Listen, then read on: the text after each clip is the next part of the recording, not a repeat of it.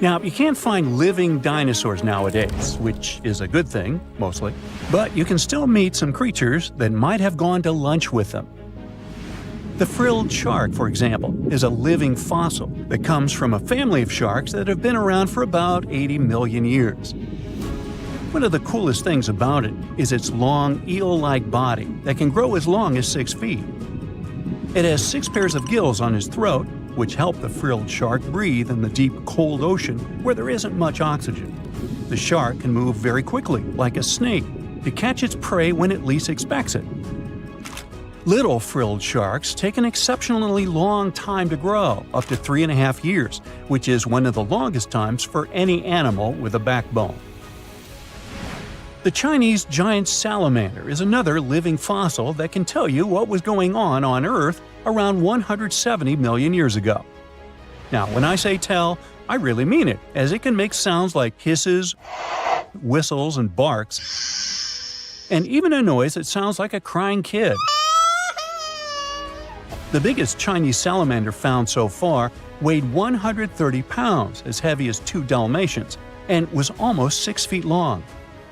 Giant salamanders like to be alone. Hey, I want to be alone. And will chase away other salamanders from their space, except when it's time to start a family. During the day, they hide and sleep under rocks. They can make a special substance from their skin that keeps predators away. Now, gharials are reptiles that have been around for about 38 million years. They live in India and Nepal in slow-moving, muddy rivers. Sadly, there are very few gharials left in the wild, less than 100.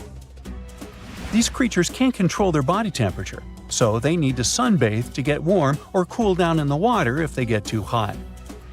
Their eyes are close together and face forward, which helps them see in 3 dimensions and judge distances more accurately.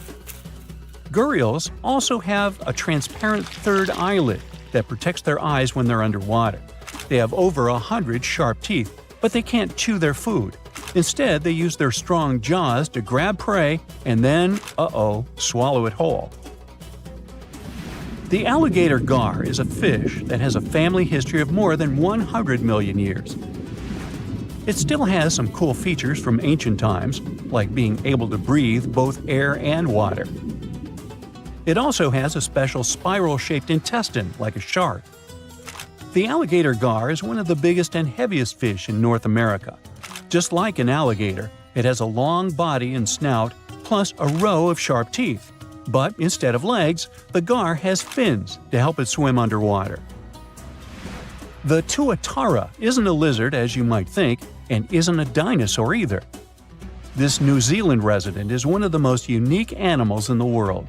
Scientists love studying tuataras because they can help us understand how today's lizards and snakes evolved.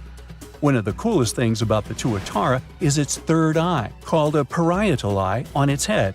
It has its own lens, retina, and a nerve that connects it to the brain. Scientists think it might help the tuatara know when it's light or dark outside and absorb sunlight to make vitamin D or help them keep their body temperature exactly right.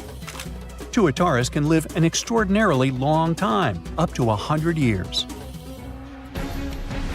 Cassowaries are the youngsters on our list, as they've been around for only 60 million years. They have some things in common with dinosaurs, like their 3-toed feet and how they breathe. Cassowaries love to eat fruit, lots and lots of fruit. This love of fruit helps the rainforest, because when cassowaries eat the fruit, their bodies don't harm the seeds inside. As they move around the forest, they spread these seeds, you can guess how, with their own natural fertilizer, helping new plants grow. Cassowaries are big birds, about 6 feet tall and weigh over 100 pounds. They have a special claw on each foot that is 5 inches long, and they can use it to kick real fast. If they feel threatened, they can charge, kick, and even jump on someone. They can also leap up to 5 feet in the air. So, the best thing to do is stay far, far away from where they live.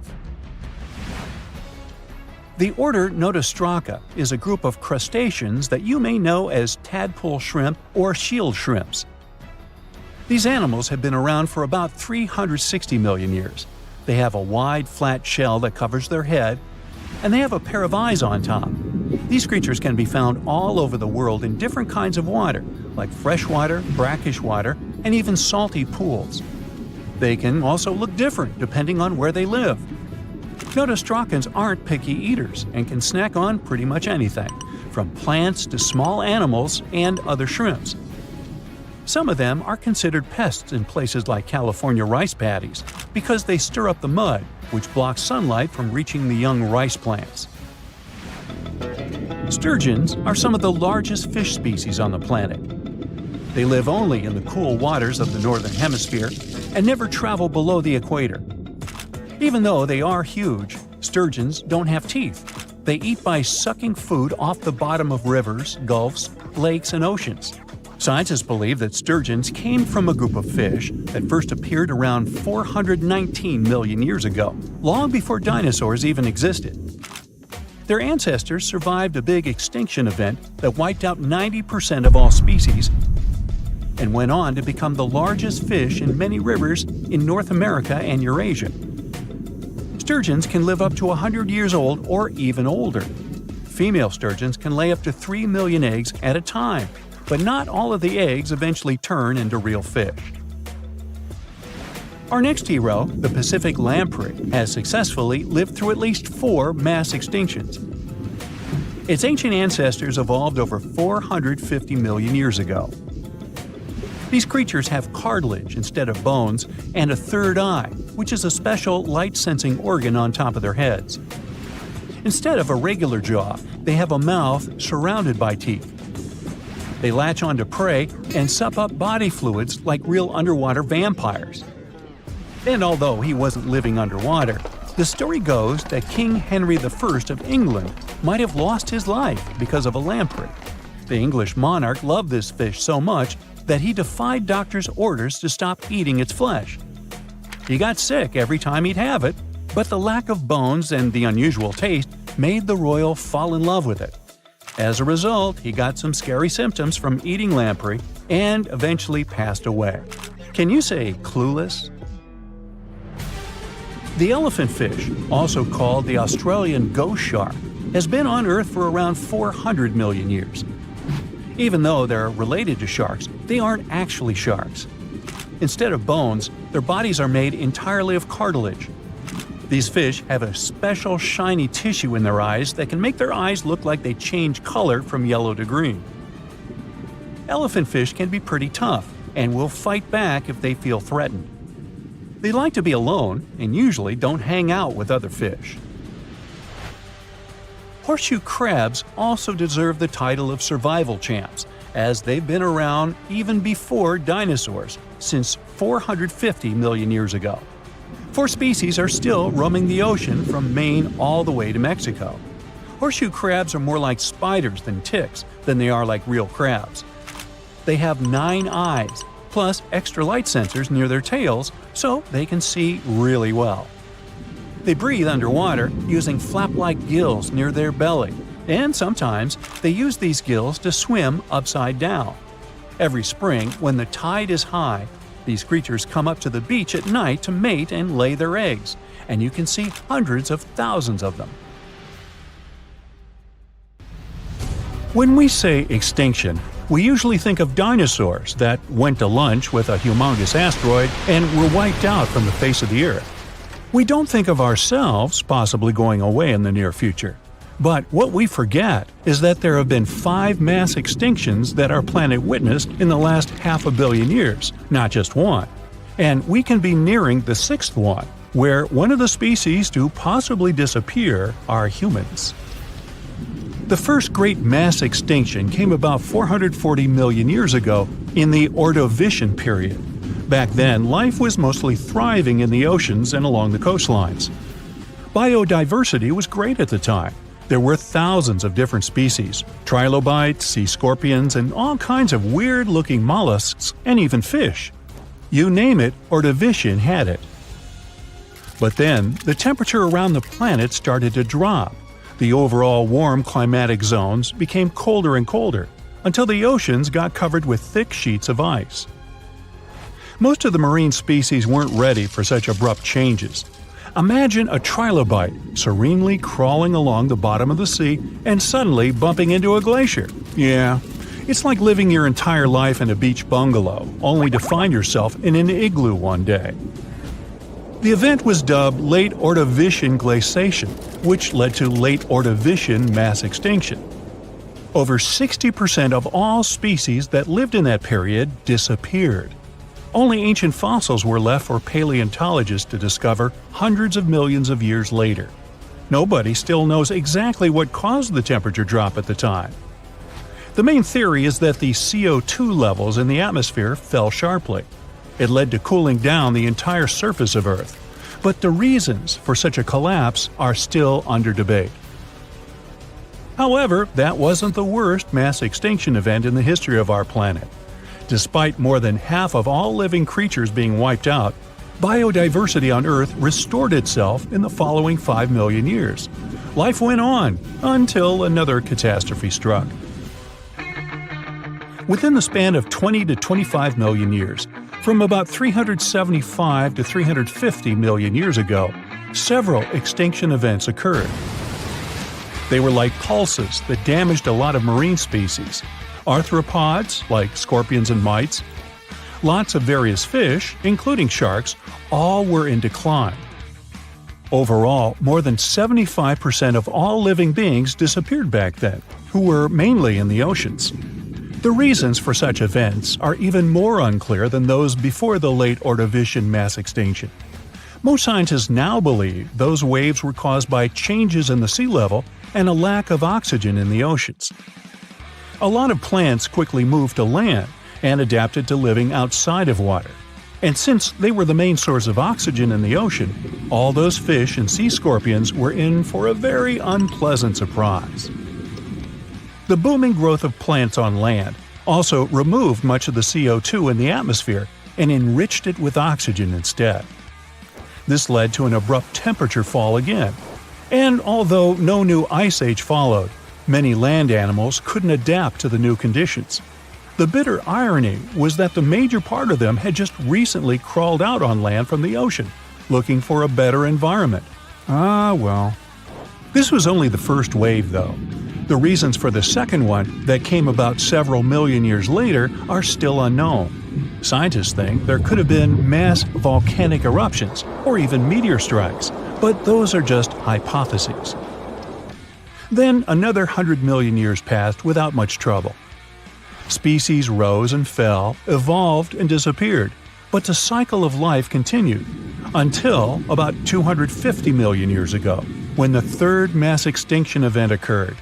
It happened in the Permian period, the last period of the Paleozoic era, and it was so catastrophic that it had all the chances of becoming the last mass extinction on our planet.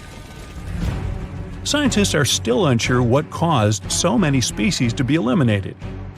But the fact is that around 96% of all living creatures in the world were gone. One theory suggests that volcanoes started being overly active. They threw millions of tons of methane and basalt into the atmosphere. Asteroid strikes might have added to the damage too. The sky was literally covered in dark clouds of ash. The proto-mammals and reptiles tried to hide from the black and gray mist, but it was everywhere. It was like hiding from the air itself. Another culprit could have been microbes that loved their methane-rich environments. They could have quickly spread in the oceans and literally choked the rest of the marine life forms there. But whatever the reason, the Permian mass extinction event was the most massive and destructive of all the Great Five. All life on our planet could have ended right then and there. But those 4% that persisted eventually spread across the Earth and started a new era. Yay! This time, they lived a peaceful life for only 50 million years. And then, whammo! The fourth great mass extinction hit. It was different though, slowly creeping across the planet over the last 18 million years of the Triassic period.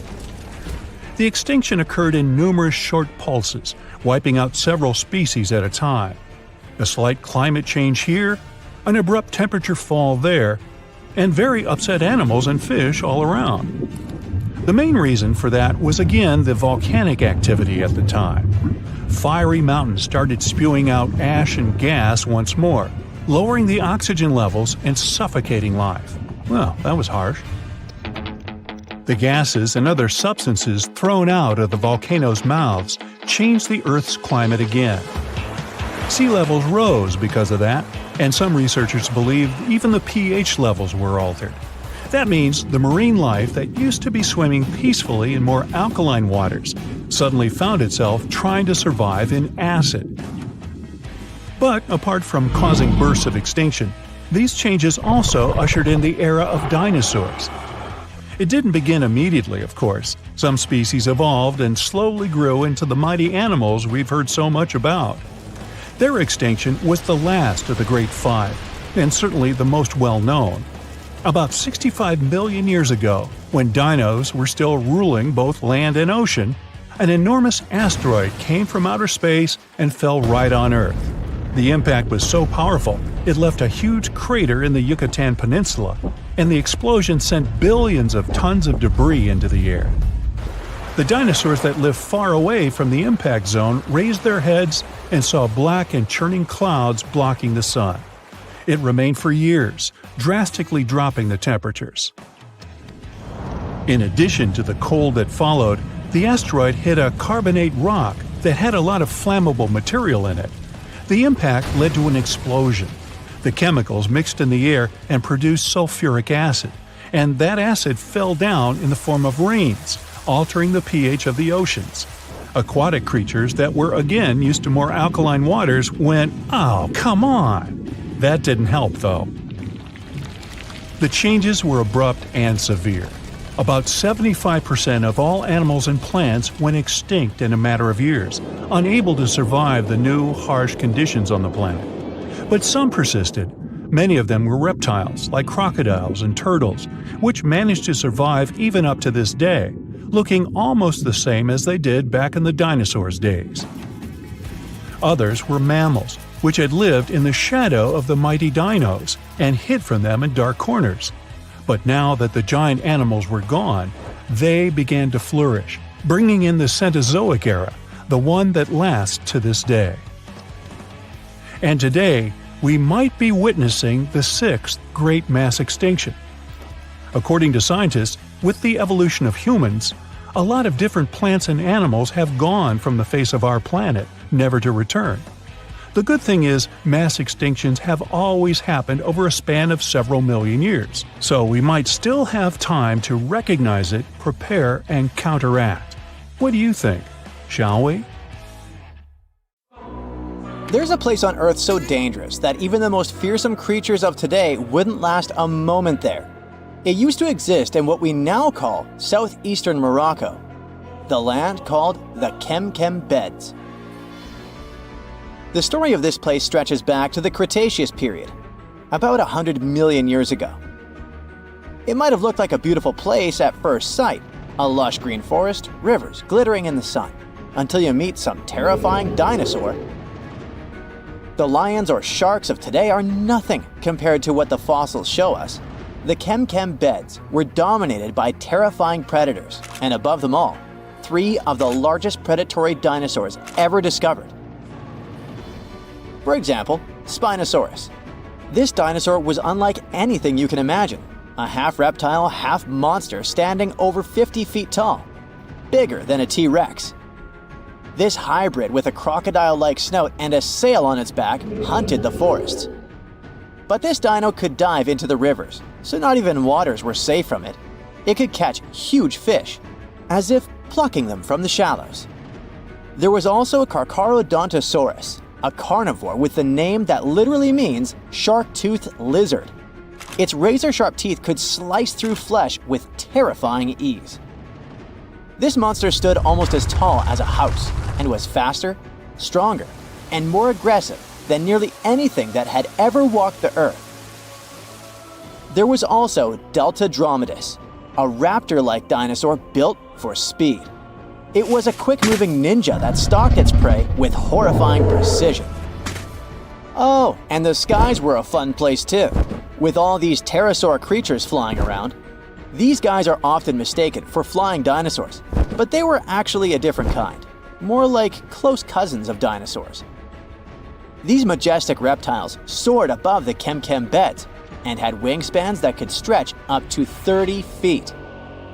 The fingers were feathery, with a fourth finger kinda like bats. They could glide through the air so easily thanks to their super light skeleton. But it wasn't just the dinosaurs that made the Kem beds so horrifying.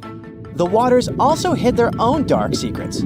They were home to giant, terrifying fish and crocodile-like creatures. Their jaws were strong enough to crush bone, and they were lurking beneath the surface, waiting for anything unlucky enough to stumble into their path. One of the river creatures was Sarcosuchus, also called the super croc. Being about 40 feet long, it could easily swallow an adult human. Or better yet, it could take on a full-grown dinosaur and win. Its jaws snapped with unimaginable force, and no creature, not even Spinosaurus, was safe from it. Coelacanths could also hang out in the rivers. It was a monstrous predator that could easily swallow a huge fish whole. They had these creepy, icky fins that moved in a way similar to how human arms and legs move. And they could also kind of raise their heads like humans because of a special joint in their skull. Ew. Fun fact, we thought these monsters had gone extinct 60 million years ago, together with dinosaurs. But recently, we rediscovered them living and thriving in the Indian Ocean. Turns out they were just hiding in the deep waters. They probably didn't even notice the dinosaur asteroid or humans at all. Yay? Don't worry, over millions of years, they became basically harmless. They got 4 to 5 times smaller, even though they still weigh about 200 pounds. Just imagine what they were like back in the day. Kem waters were also home to giant lungfish and other creepy aquatic creatures. So you couldn't even drink or take a swim safely without getting bitten by something. Whew, what a place. Even turtles there were the size of cars. Imagine trying to survive in a world where creatures like this are literally everywhere. And I mean everywhere. This place was unique not because huge beasts lived there, but because of the sheer number of predators. You might think, it shouldn't be that easy for all these predators to hang out in one place, right? And you're right. Seems like prey was scarce there. That's even more chilling. All the predators just wandered around, hunting whatever meager life remained. And if there's none, then fighting each other. For years, scientists have wondered why it was the case. Maybe that's just how life was back then. And all corners of Earth were crazy like that. Or is there something special about this place? Some even say that maybe it's just because we only found predators' fossils, while normal friendly animals have disappeared, and that the fossil record might be skewed. But who knows? And the environment itself was just as fascinating as the beasts who lived there, just a bit more friendly. It's hard to imagine, but back in the day, this desert was a green paradise, humid and full of rivers. The heat of the sun scorched the land. The climate was hot, so hot that even the poles were warm. The weather there was extreme. Dry seasons followed by intense storms, which shaped the land and life. The giant rivers carved their way through this landscape. They stretched from the Sahara, emptying into the ancient Tethys Ocean to the north. If you were there, you'd see vast, interconnected basins, and beyond them, the central Atlantic Ocean. The floodplain stretched out beneath a sweltering sky. The rivers were just as wild as local animals, flowing lazily one day, but raging like furious beasts the next. At first, these rivers were powerful, carving deep channels through the land and creating wide sandbanks. But over time, they slowed down, and the landscape changed into shallow ponds and salt-covered flats. As water gradually faded away, it left behind a patchwork of wetlands and slow-moving waters. Right now, the Kem Beds is a vast, rugged desert where time has stood still for millions of years. If you visited it, you'd see a giant escarpment, its rocky face winding along the border of Morocco and Algeria, bathed in the sun's harsh light. Beneath your feet would lie layers of fossilized history. That's one of the reasons why scientists were long fascinated with this place. It must be one of the most comprehensive collections of fossils ever discovered in northern Africa. There are fossils from other parts of Africa, of course, like Egypt's Bahariya Formation. But they don't tell us much about life during this time, not like Kemkem. That's all because those rivers we mentioned in hotter and drier places, they've eroded or still remain buried under the sand. The first discoveries from Kemkem began in the late 1940s. A scientist named Schubert uncovered bony fish fossils among the escarpment near the Morocco-Algeria border. Just a few years later, a paleontologist, René Lavoca, took things to the next level. Traveling by camelback, he scoured the desert landscape and uncovered a real treasure trove of fossils. He found the partial skeleton of a massive herbivore dinosaur. Finally, at least one peaceful creature in the Kemkem beds. This long-necked giant roamed the ancient river valleys and ate leaves like a good boy. For the next several decades, scientists only did small-scale fossil hunting expeditions to this place. There were modest discoveries made here and there. Then, in the 1970s, German paleontologist Helmut Alberti led his team to the Kemkem beds, and that's when things took a wild turn. They uncovered fossils of prehistoric fish, crocodiles, dinosaurs, and pieces of the infamous Spinosaurus. Imagine being one of the scientists on that team. They were probably jumping from excitement. By the mid-1990s, the fossil game changed dramatically. Incredible new species were identified from the Kemkem beds. Over the years, the discovery pace has only accelerated.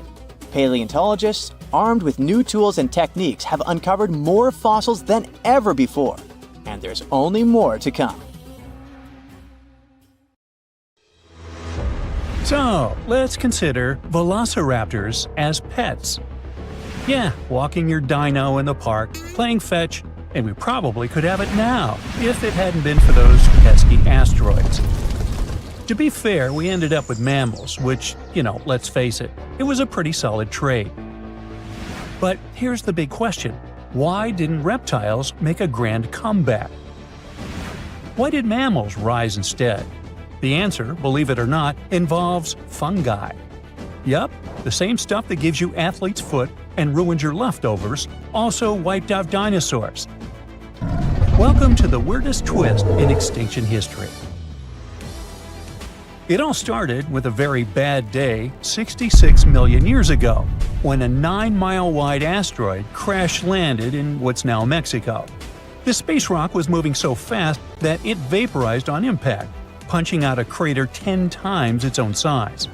Now, if you remember anything from your physics class, and no judgment if you don't, high speed means high energy. And that energy turned into a blast wave and heat so intense it could have cooked anything in the area instantly.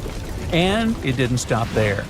Tiny molten rock beads rained down globally, generating radiation equivalent to 20 million megatons. Forests caught fire, wildfires raged across continents, and the sky filled with soot and sulfuric acid. Earth turned into a planetary air fryer. Then came the blackout. With all that debris in the atmosphere, half of the sunlight couldn't reach the surface, making sea surface temperature drop by 13 degrees Fahrenheit. Within just a few weeks, the planet entered a literal impact winter.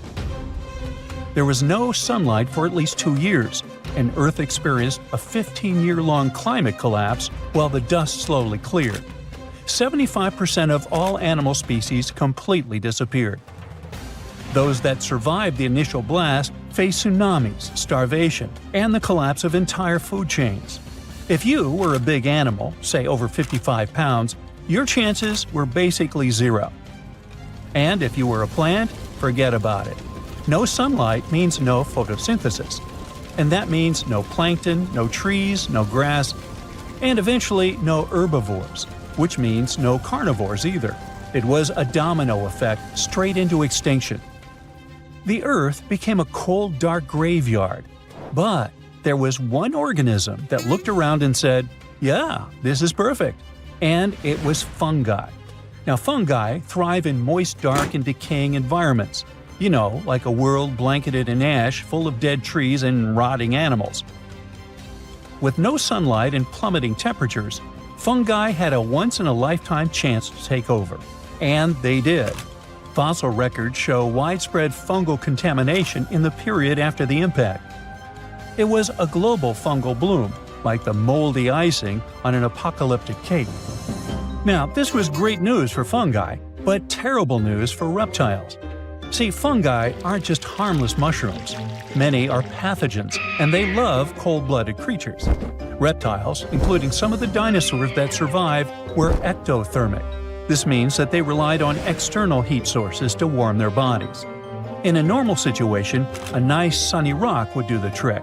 Bask in the sun, raise your internal temperature, and fight off infections. It's like an induced fever, because, unlike mammals, like me, their bodies don't do it for them. And yes, I'm a mammal too.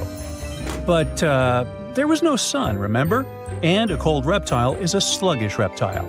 Their metabolism slows down, which might sound like a good thing, because it means they can survive on less food and oxygen.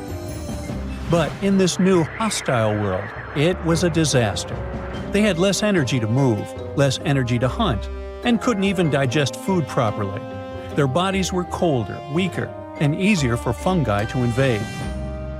Reptile reproduction was hit hard too.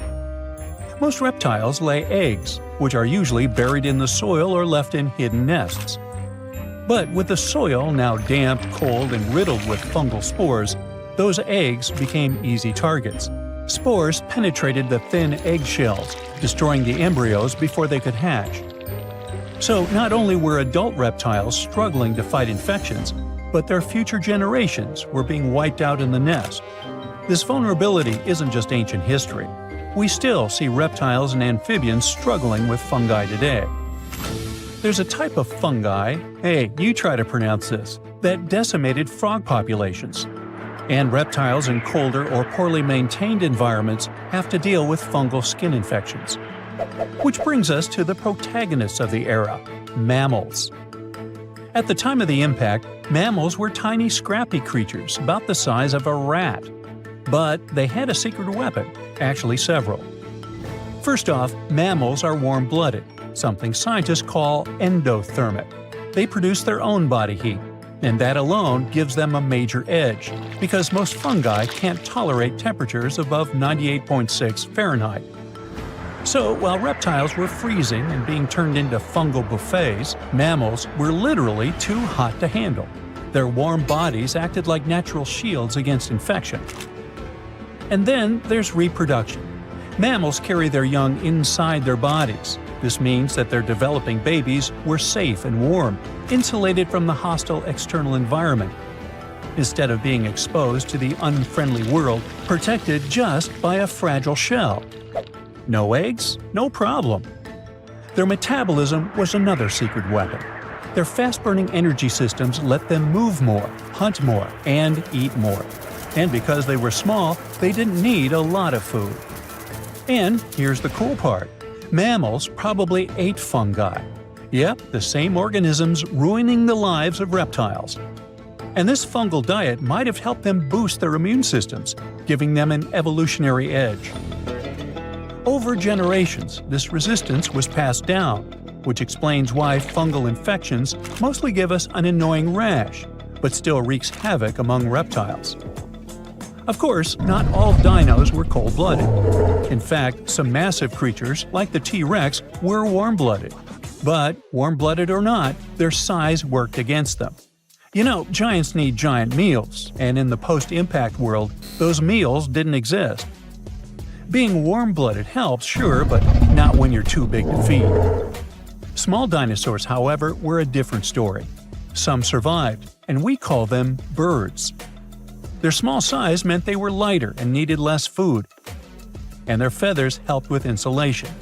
Being able to fly was also a flex, since they could reach food in higher places. Their beaks and guts were adapted for flexible diets, and bigger dinos were definitely picky eaters. Evolution did its thing, and the line between birds and dinos blurred forever. The same survival playbook worked for mammals. Small size? Check. Safe reproduction? Check. Versatile diets? Double check. While the rest of the world was on pause, mammals scurried through the underbrush, dodging disaster and waiting for the dust to settle. And then it did. The sun eventually came back. Plants started growing again. Life rebooted. But this time, the stage was different, with big reptiles mostly gone. No more towering predators, no more thundering herds of horned beasts. Mammals had room to stretch, and they did. They grew fast, but not too fast. Mammals never got dinosaur-sized, and that's not a coincidence. Large herbivores today, like elephants, have it easy since their food doesn't run away from them. But large predators are rare for a good reason. Hunting is hard. Your prey sees you coming, so you can't be a big, tall dummy running around. Besides, you need energy to chase, stamina to fight, and a metabolism to match. And you know how that worked out for dinos. Not to mention, mammal bones aren't built like dinosaur bones. The latter had hollow structures, even air sacs, to support their size. But if you stack too much weight on a mammal's bone, it'll snap. Nature has limits, and mammals have learned to work within them. So, when the light returned, reptiles were fewer and more fragile, clinging to the edges of ecosystems. Mammals, on the other hand, were everywhere. Before the asteroid, dinosaurs kept mammals small, and mammals, well, they didn't get much say about that. But now, with the giants gone, mammals could finally level up. And fungi? Well, they stuck around too. But mammals had already passed the ultimate test and came out on top. Thanks to their body heat, internal babies, flexible diets, and a little help from some deadly mushrooms, mammals inherited Earth. So yeah, no pet velociraptor. But maybe that's okay. You got a cat, right? Close enough. Actually, I think dogs are better. How do you feel about that? Let me know in the comments. Now, our planet has gone through 5 mass extinctions. One of them was so bad, it wiped out over 95% of life forms on our planet. Scientists think they might have found the culprit: volcanoes. Scientists took some ancient rocks from a dozen global locations and found elevated levels of mercury, which was released by volcanoes millions of years ago. This points to volcanic eruptions as the probable cause of the Permian-Triassic extinction event. The mercury didn't just come from rocks, it was from the atmosphere. This means that when the volcanoes erupted, they released this poisonous gas into the air. They produced about 720,000 cubic miles of ash, vastly more than the infamous eruption of Mount St. Helens. The gas left a trace that marks one of history's most significant catastrophes, setting the stage for the age of dinosaurs. These eruptions most likely released mercury by igniting large coal deposits. Shallower waters showed mercury spikes right at the extinction's main horizon, while deeper sections recorded spikes tens of thousands of years earlier. This could mean that the effects of the volcanic activity and the extinction it triggered varied across different ocean depths. That means that the extinction was prolonged and complex. It not only caused significant climate warming at the time, but also led to some other toxic events, like acid rain, which made the situation even worse for plants and animals. Although few things have made it from the Permian period to the present day, we can get an idea of what the world was like back then from the fossils found in eastern Kansas. Now, 252 million years ago, the Earth was thriving. The Earth's continents were coming together to form the supercontinent Pangaea. The land was mostly dry, and the Earth looked like a harsh, arid desert, vast stretches of land with minimal water sources. The climate varied from scorching summers to frigid winters. There were some plants here and there, mostly conifers, large ferns, and primitive mosses in places with more water. The Earth was dominated by dinosaur-like creatures like pelycosaurs or therapsids, often called mammal-like reptiles. There was also the fierce Dimetrodon with its awesome snail-like spine. These three were the top predators of their time. Smaller reptiles and amphibians also populated the landscape, alongside burgeoning insects like beetles and dragonflies, which thrived during that dry time. But all the interesting stuff mostly happened in shallow tropical seas. Marine environments were bustling with life: rich coral reefs, shellfish called brachiopods, animals known as bryozoans, and large single-cell fusilinids, which kind of look like they're covered in moss. Small funny ammonoids were quite popular as well, often hanging out in the oceans alongside brachiopods, bony fish, and sharks. Creepy trilobites, ancient marine creatures that first appeared 500 million years ago in the Cambrian period, but then persisted up to the Permian period. Trilobites were very diverse, active predators to scavengers or plankton eaters. However, almost all these beautiful creatures were about to disappear during the Permian-Triassic extinction. Now, this extinction was truly ruthless. More than two-thirds of amphibian and reptile species disappeared, and nearly one-third of all insect species were wiped out. Usually, the insects are resilient survivors, which shows how catastrophic this event was. Among these extinct animals was the terrifying Meganeuropsis, a giant dragonfly with a wingspan of nearly 2.5 feet, once found in central Kansas near Elmo. This place is famous for its rich collection of Permian insect fossils, including ancient crickets and cockroaches. For a while, it was a mystery what exactly happened. Theories range from a massive asteroid strike and natural pollutants choking the oceans of oxygen, to dust clouds, to cosmic volcanic eruptions blocking the sun and cooling the planet. There was evidence for each of these scenarios, but the recent discovery points to the volcanoes theory after all. There's also a possibility that the reason wasn't just the volcanoes. NASA-funded researchers have recently uncovered what might be the fingerprints of this ancient perpetrator, or at least one of its accomplices. By investigating rocks around the globe, they've found evidence pointing to a massive asteroid strike as a possible culprit. They found unusual molecules shaped like soccer balls, known as fullerenes. These molecules contain rare gases that usually come from space. This suggests that an enormous space rock, perhaps as large as Mount Everest, crashed into the Earth, contributing to extinction. There seems like there might have been a series of catastrophic events. The volcanoes were spewing vast quantities of lava and gas that altered the climate, Pangaea was forming and disrupting weather and ocean patterns, and an asteroid decided to join in as the cherry on top.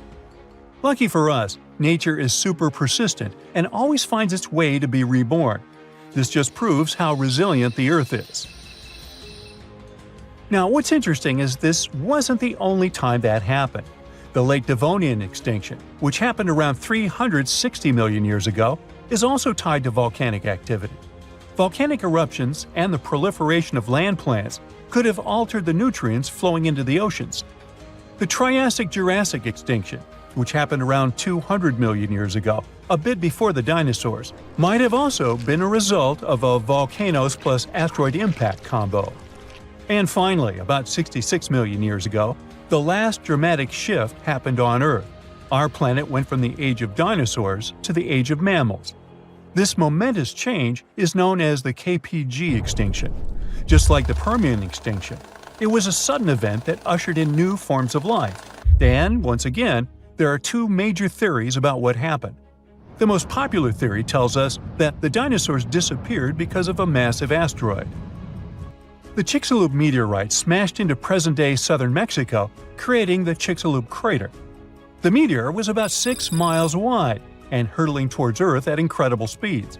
The impact was so powerful that it vaporized everything nearby instantly and released more energy than any other event in a billion years. The aftermath was catastrophic.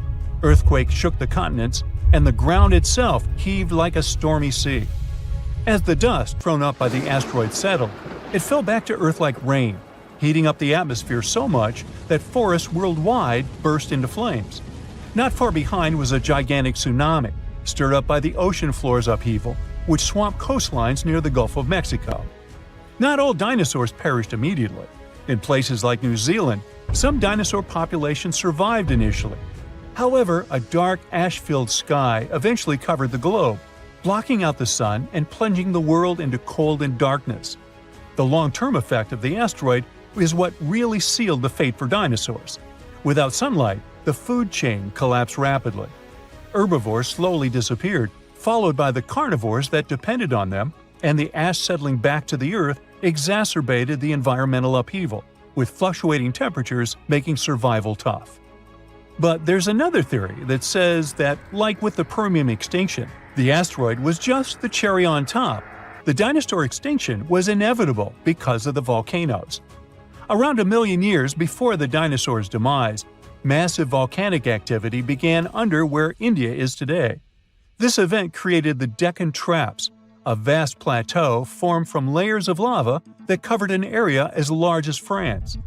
For hundreds of thousands of years, these volcanoes spewed sulfur dioxide and carbon dioxide into the atmosphere. This turned the skies dark and the rain acidic, poisoning food sources and turning oceans into toxic baths. These changes were gradual but relentless, stressing ecosystems, breaking food chains, and leading to a slow but steady decline in many species, including the dinosaurs. Although it's not certain which theory is true, scientists now think that both were equally to blame. Maybe one day we'll have a clear picture of how the reign of the dinosaurs came to such an abrupt end. Let's go with the widely accepted theory that a massive asteroid hitting our planet wiped out the dinosaurs. It does make you wonder why mammals made it, though. One idea is that mammals were better prepared. Back then, they weren't the most popular creatures on Earth, but they were pretty diverse. They bred themselves into a huge range of species, and it might have saved them.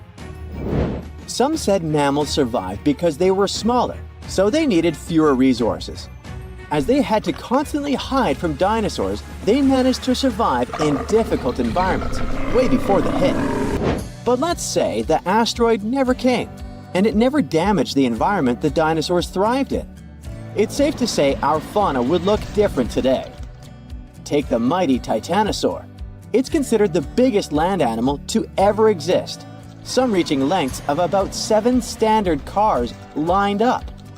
It had a neck so long that it would have needed a 2-story home just to fit. It also had a plant-based diet, so it ate from the ground, but from very tall trees too. There was nothing much left to eat for, say, the little Jeremiah, a mammal that lived roughly at the same time, but was as small as a popsicle stick. Let's take this thought experiment a bit further and imagine we have a time machine that could transport today's mammals to the time of the dinosaurs. Some scientists say they have gotten bigger, so there's a chance they could survive, right? They're also much more evolved in terms of their diets and skills. Others say definitely not. They couldn't survive, mostly because they're too small to compete with dinosaurs. An adult T-Rex was just about the size of a bus. It probably wouldn't waste its time trying to capture food that's human size, for instance. They'd probably be on the lookout for prey the size of a car, or even bigger, like an elephant. And it most likely wouldn't take them long to win the fight. Sure, a T-Rex might munch on something smaller too, but only if it's really hungry and has no other alternative. If we had no choice but to send some mammals back in hopes they could survive, what would be our best bet? Some say the chimpanzee could be a good candidate, as these primates build their sleeping nests higher up in trees. This might have kept them safe from the carnivore dinosaurs living on land. There's no real evidence of dinosaurs being able to fly, but we do know there might have been some reptiles that took to the sky for transportation, like pterosaurs, the flying lizard. These ones like to eat fish and smaller animals, but who's to say they wouldn't pick up a chimpanzee given the opportunity? Another good candidate might be the hyena. Today, the spotted hyena is the most common big carnivore in Africa, and it's highly adaptable. They could snatch up all sorts of prey by themselves or even in larger units. They can digest most parts of their prey, including the skin and bones. These animals aren't picky eaters, and they wouldn't mind chewing on parts that other creatures would gladly skip on. Not to mention, they'll eat fruits too, if needed. Hyenas are overall healthy and sturdy animals, with some studies showing they hardly ever get health problems. But like any other animal on this planet, the hyenas also have their weaknesses. We still don't know why these creatures can't be found in Europe anymore. But some research suggests they found it hard to coexist with humans and wolves. Also, they're not very adapted to living in forests. Orcas might have been able to rub elbows with the dinosaurs too. These creatures also don't have any natural predators, which earned them the nickname the wolves of the sea. That's because they go out looking for prey the same way wolves do, in groups. Orcas may be related to dolphins, but we can hardly call them friendly, as there have been cases of them sinking ships on purpose. They're highly intelligent animals that spend time together and are very organized. They also do this thing where they often take down more prey than they're prepared to eat. It may be because they see this experience as training. Other theories suggest orcas are so intelligent that they look for food in advance, even though they're not hungry yet. It might also be because whenever they want something to munch on, they're looking for the best quality food there is. The reason why they might not survive in the dinosaur era, though, is the global temperature. Back in the Mesozoic era, our planet was seriously hotter, several degrees warmer than it is today. Orcas prefer living in colder waters, but you'll find them in all oceans and most seas. Ostriches are the no-brainer answer. Look at them. They're practically dinosaurs. They even have a long-lost dino cousin that lived in the Cretaceous era, called the Struthiomimus. Its name translates to ostrich-like because of its similar powerful and speedy legs, agility, and even feathers. On the downside, they might not be able to take down larger dinosaurs. The vegetation back in the Mesozoic era would have been different too. Conifers used to dominate land, and ostriches are known to be pretty picky eaters, so they might have had a difficult time finding food back then. There are plenty of reasons to send felines through that time machine too. In the Jurassic period, for example, there were plenty of slow-moving prey to eat and tons of hiding spots in the thick bushes. Felines are sneaky animals, have precise vision, and are extremely good at climbing. Some pack a punch for their size, making them fierce fighters. Lions are good contenders because of their speed and teamwork. They might be able to take down some decent-sized dinosaurs, like the Europasaurus, when working together. Leopards are really good at climbing trees, so they could snatch prey and enjoy it above the ground, where they might be safe from bigger predators. What might be their downfall is again the temperature difference. It was considerably hotter back then. Today's large mammals aren't equipped to deal with that extreme heat. Lions might be the kings of the savannah now, but it would be too hot even for them. If they ever want to grab a spiky-tailed herbivore for lunch like the Tugiangosaurus or Stegosaurus, they might be in for a surprise. One hit from their extremely powerful tail could cause some serious damage. Not to mention run-ins with raptors like the frightening Saurophaganix. The single most likely animal that might survive being roommates with the dinosaurs is the platypus. This quirky Aussie creature is one of those rare egg-laying mammals. It's a fan of freshwater and as close to a living relic as an animal can be. Scientists were able to trace its origin back as far as 120 million years ago. For food, it wields its sensitive beak to catch shrimp and worms underwater. When it dives, skin flaps cover its eyes and ears, so it becomes blind and deaf. But it still uses that beak like a high-tech radar. A grown platypus can even feast on half its body weight in a single night. Scientists have known for a while it shares many traits with reptiles, like its shoulder bones or the fact that it lays eggs. Other creatures that coexisted with the dinosaurs still exist today, just not mammals. Snakes made their way into our fauna in those prehistoric times too, as well as cockroaches and bees. Some species of sharks are even considered to predate the dinosaurs. And if we look at our entire planetary history, we'll see they survived 4 out of 5 periods of mass extinction. Horseshoe crabs have the nickname living fossils because their evolution was much slower than any other animal that we know of. Not because they're not smart, but simply because they found their perfect form much sooner. So they didn't need to make a lot of changes.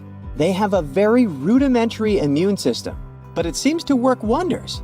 No wonder they stayed pretty much the same for over 400 million years. Today, I'm going to tell you about creatures that had unique features which allowed them to grow to incredible sizes. They were some of the most impressive animals to have ever existed on our planet. The Argentinosaurus is a genus of sauropod dinosaurs that lived approximately 97 million years ago in what is now South America.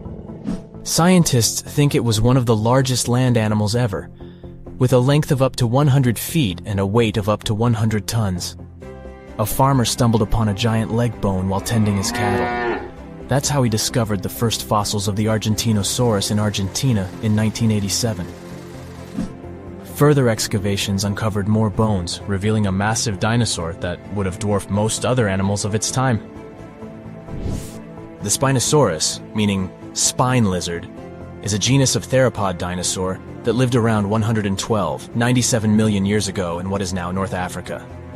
It is believed to be one of the largest carnivorous dinosaurs to ever exist, with a length of up to 60 feet and a weight of up to 23 tons. The Spinosaurus is known for its distinctive elongated sail-like structure on its back. It was likely used for thermoregulation. It also had long crocodile-like jaws that were lined with sharp teeth.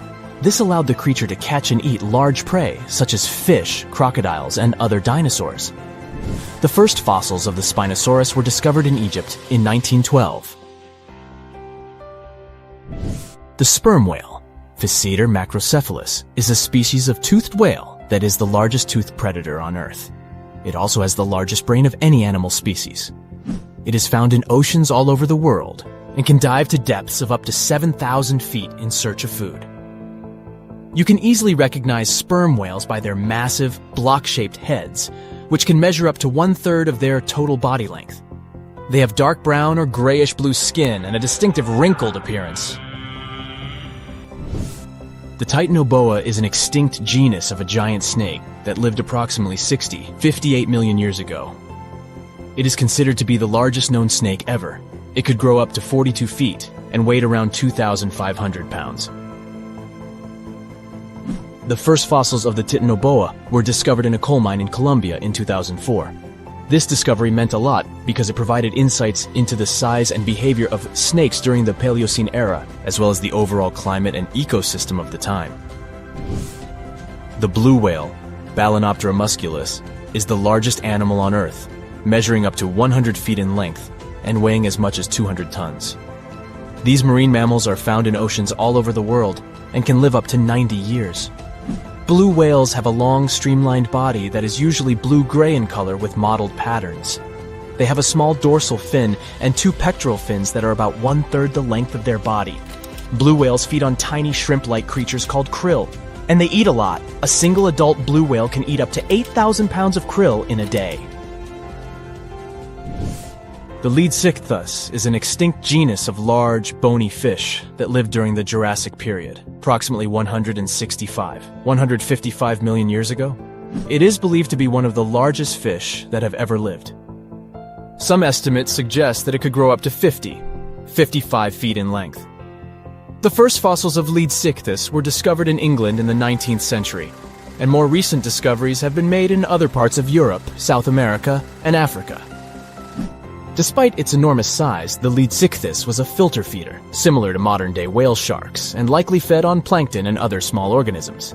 The creature did it by simply swimming with its enormous mouth open, filtering water through its gills.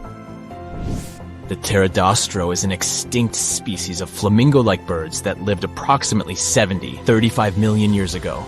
They were relatively small birds with a wingspan of about 2-3 feet. And they were known for their distinctive long, narrow beaks equipped with comb-like structures used for filter feeding. The pterodostro lived in shallow bodies of water, like lakes and lagoons, and mostly fed on small crustaceans and other tiny organisms. The animal filtered them from the water using the comb-like structures on the inside of its beak while swimming through the water. The African elephant is the largest land animal on Earth and one of the most recognizable ones. There are two species of the African elephant, the savanna elephant, Loxodonta africana, and the forest elephant, Loxodonta cyclotis. You can see them in various parts of sub-Saharan Africa. These creatures can be identified by their large size, gray skin, and long trunks. African elephants can grow up to 13 feet tall and weigh up to 14,000 pounds, depending on the species and gender. Now, thanks to new fossil discoveries and technologies, we're getting to learn more and more about the biology of dinosaurs. Some people don't need to know more than the fact that a few of them were colossal, terrifying, and vicious. But for those of us that do, the use of comparative biology, pigment analysis, and powerful new X-rays have allowed us to gain insight into specific features, such as their colors, eating behaviors, and the shapes of their tongues. Yes, that's right, the shapes of their tongues, which, for a long period of time, was something of a mystery. This is because soft, fleshy dinosaur parts are hardly ever retained in fossil form. But thanks to the discovery of some surviving hyoid bones, which are situated at the root of the tongue in front of the neck, we now have some insight. Most animals have this hyoid bone that anchors the tongue. The shape and complexity of the bone determine how free-moving the tongue can be. Scientists have discovered that nearly all dinosaurs had simple tongues that laid flat and were extremely similar to the tongues found inside the mouth of a crocodile today.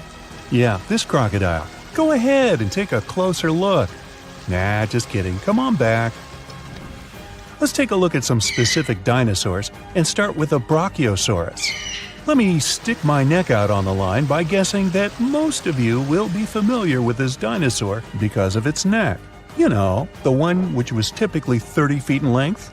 Despite its neck being its most distinctive feature, its name actually translates to arm lizard in Greek. It's common knowledge that the Brachiosaurus is one of the largest dinosaurs to ever have lived. On average, it reached 76 feet in length and 40 feet in height, and it's roughly the length of 2 school buses and as high as a 4-story building. None of which were around in the era of the big guy here. Fragmentary leg bones and vertebra of even larger dinosaur species are known, but these skeletal remains are too incomplete to determine their exact size. So this guy may have been the largest dinosaur ever. A renowned herbivore, thank goodness. The Brachiosaurus is thought to have eaten up to 880 pounds of dry plant matter every day. Most of this was made up of coniferous trees, ginkgos, and cycads. This target might have been hard to hit for this dinosaur, as researchers have learned that its teeth were spoon-shaped and not ideal for chewing food. This means that the creature would have swallowed vegetation whole, as its teeth were suited to stripping it but not breaking up large chunks of plants. This, along with the dinosaur's body shape, suggests that the Brachiosaurus would have liked to feed as quickly as possible. Dinos like these didn't always make use of their ability to strip towering trees when dining. The Brachiosaurus traveled in herds, moving to the next location once they had exhausted all of the local vegetation. And I mean all of the local vegetation, not just that which hung high on trees. It's likely that the creatures supplemented their diets with vegetation at lower levels, especially after they'd done a number on all the nearby trees. This method of feasting was the most energetically appealing for this giant. By munching on lower vegetation, researchers believe that the dinosaurs saved up to 80% in energy compared to when foraging for high-up food sources. They have also discovered that the nostrils of a Brachiosaurus were on the front of its face and not the top. This is because we now know they roamed the fertile floodplains in their respective herds. For decades, it was believed that these creatures lived in deep, watery swamps. Let's look at another common misconception about a popular dinosaur. Please put your hands together for the Tyrannosaurus Rex. which is arguably the most famous of all dinosaurs. Discoveries from the past 100 years have revealed that theropods had heavily feathered skin. Theropods are the family of dinosaurs to which the T-Rex belongs, so naturally, people began to think that the creature would have been covered in feathers as well. However, a study from 2017 took skin impressions from the iconic dinosaur and found no evidence of the structures required to support feathers. If a T-Rex did have feathers, they would have been limited to its back. Researchers accept that other large dinosaurs of the same family as the T-Rex have been discovered with their remains covered in feathers. An example of this would be the Yutyrannus dinosaur. But as of now, the accepted theory is that feathers weren't a common feature of T-Rexes. This makes it easier to believe that feathers were exclusive to smaller tyrannosaurids and were there as a means of keeping the creature warm. For a long period of time, researchers thought feathers were an exclusive feature of the theropod family. But this theory has been debunked. Just like the kid at camp who was kicked out of the top bunk. You know, debunked. Anyway, fossil evidence discovered in Siberia now suggests that multiple different family groups of dinosaurs had feathers. The Siberian fossils in question belong to another species of dinosaur, Calindrodromeus zibaicolicus. Oh, you think I mispronounced that? Okay, prove it. Now, this dinosaur, I'll call her Calinda, had a pelvis structure superficially similar to that of a bird and was roughly 4.5 feet long, about as tall as a fridge. Since the purpose of feathers on dinosaurs was for warmth, it's quite possible that dinosaurs from cold weather climates had more feathers than their counterparts in warm weather climates. In general, bigger animals struggle less with keeping themselves cool, so it's likely that any of the large dinosaurs who lived in these warm climates had no feathers at all. Smaller dinosaurs who lived in cold climates, on the contrary, had plenty of feathers. We now even understand what some of the designs and patterns of these feathers on dinosaurs looked like, thanks to the discovery of an ornithomimus, complete with feather and skin impressions. The name of this dinosaur is derived from Greek and actually translates to bird mimic. They were typically 11.5 feet in length, nearly as tall as a giraffe, and despite being omnivorous, had no teeth. Its other distinctive features include 3 fingers, which were all unusually the same size and length. And despite their thin-boned skulls, they also had large brain cavities. Their legs were extremely long, in particular their foot bones. Combine this with their toothless beaks and long necks, and yep, it must have looked a lot like an ostrich. Although they're not as big as the Brachiosaurus or dinosaurs in general, they are bigger than any other bird in the world. And it wasn't just the body limbs of an ornithomimus that made it resemble an ostrich.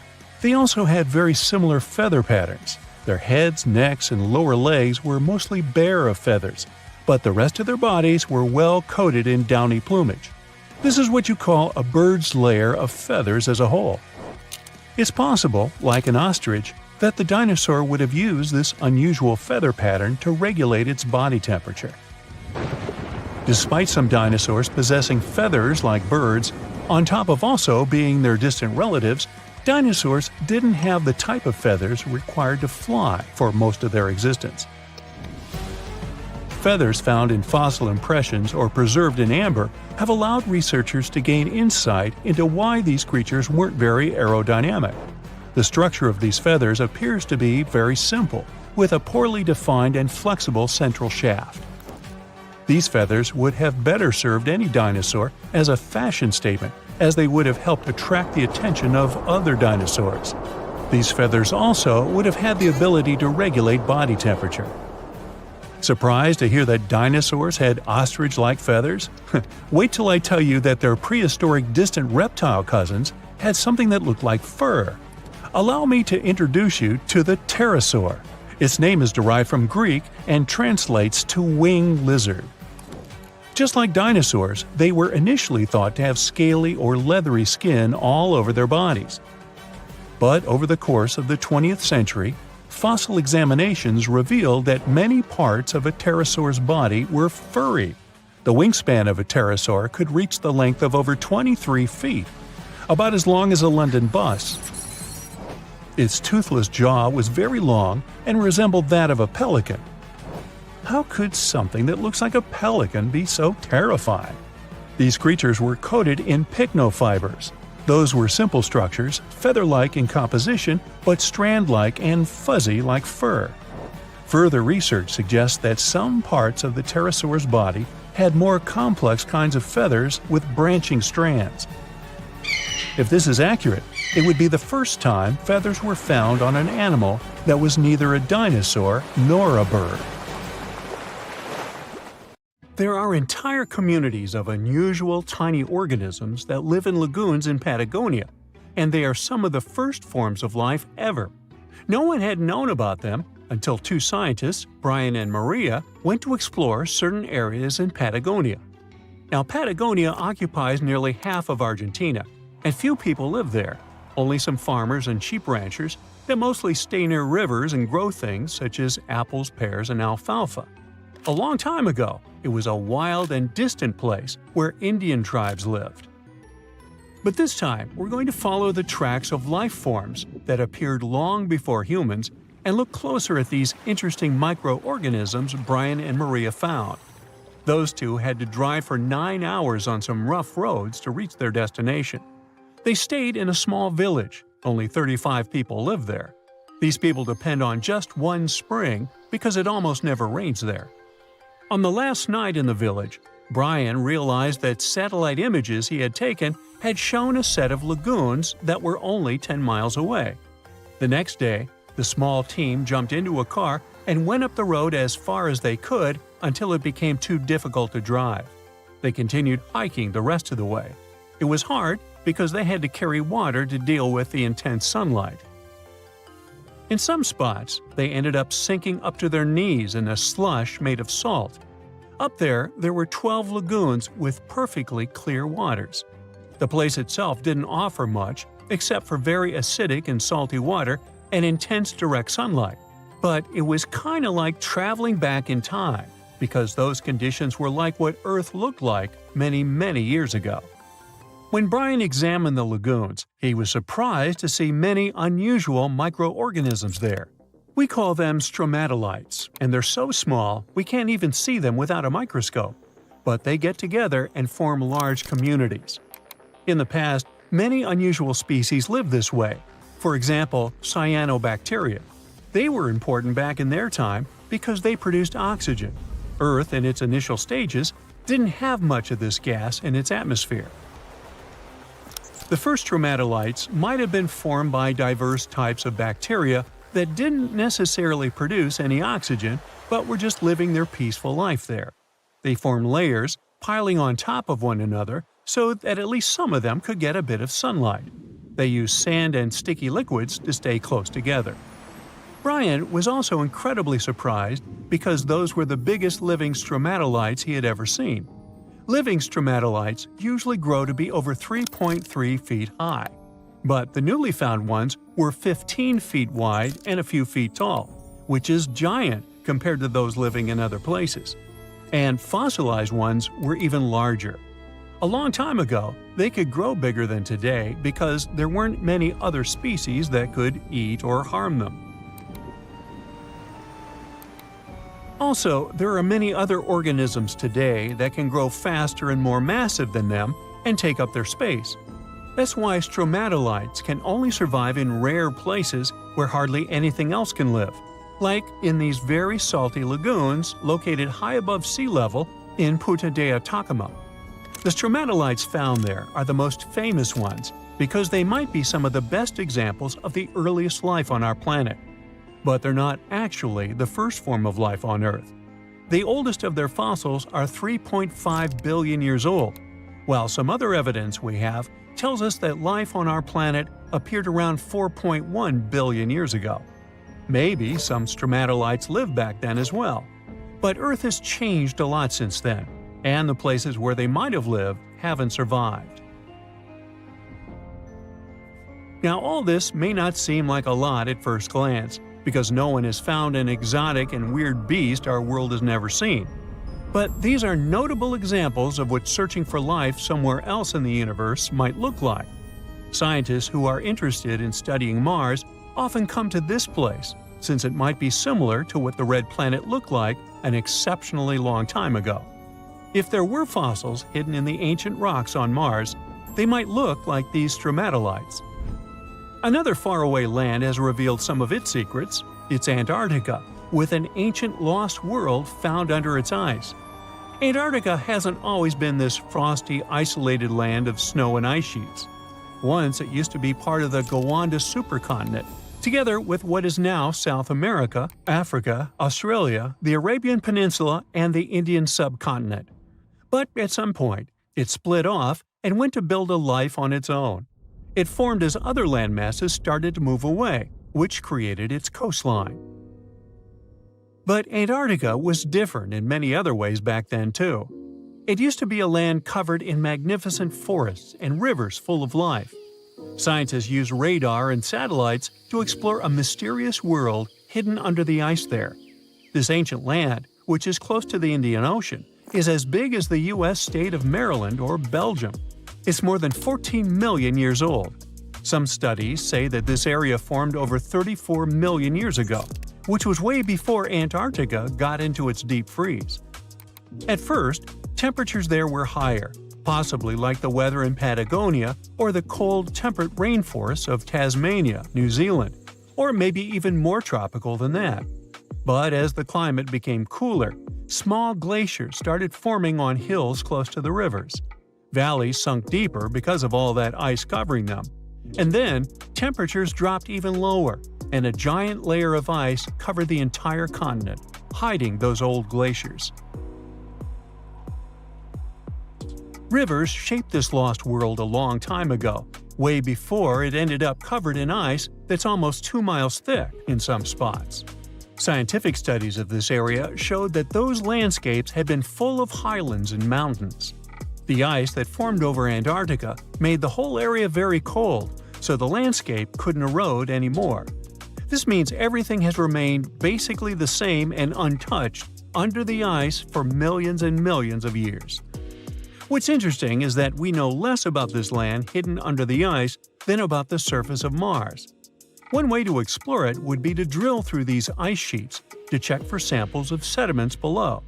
They could tell us more about the ancient flora and fauna frozen underneath. It's not a new method. A similar method was used to collect 2-million-year-old samples in Greenland. Australia has a secret world too. Ancient organisms were found hidden in rocks in the northern parts of the continent that are about 1.6 billion years old. These microscopic things are part of a family called eukaryotes. The members of this family that exist today include plants, fungi, animals, and even those tiny organisms with just one cell, such as amoeba. All living things with nuclei in their cells, including us, can trace their family tree back to one of the oldest members of this family. That one is called the last eukaryotic common ancestor, and it lived more than 1.2 billion years ago. Those ancient organisms were more complex and bigger than bacteria. Maybe they were the first predators on Earth, hunting bacteria. Over millions of years, our planet has changed a lot. Ice ages, shifting tectonic plates, global floods, meteorites. Whole species of animals have come and gone over millennia. At some point in all of this, we humans came along. Now imagine a place that was cut off from the rest of the world for 5.5 million years, possibly much more. A place that no human had ever set foot in before. In 1986, we finally found it, Movila Cave. You head to the airport and buy a ticket to Romania. Next, you rent a car and drive southeast. You're looking for Constanța County, right near the Black Sea. Your phone says you're there, so you stop the car and look around. You're in the middle of a deserted field, nothing but a wide, lifeless plain. Then, you see it. A hole in the ground. As you move closer, you realize it's a shaft that leads deep down into the Earth's crust.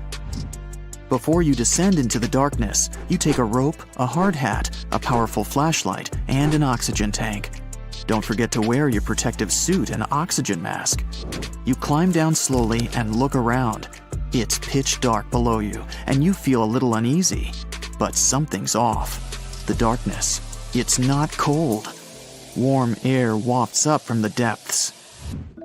Finally, you feel the ground under your feet. You look around and see a lot of tunnels ahead that lead into the depths of the cave. The tunnels are covered with dry clay. Moving forward on all fours, you notice something. The air is getting warmer and wetter. You come out of a narrow tunnel and find yourself in a huge cave with a lake in the center. Now for the hard part. You have to dive in. The moment you get in the water, you get attacked by the smell of rotten eggs. You've just touched sulfide water, and now smelly hydrogen sulfide is everywhere. That's not all. The cave is also filled with carbon dioxide.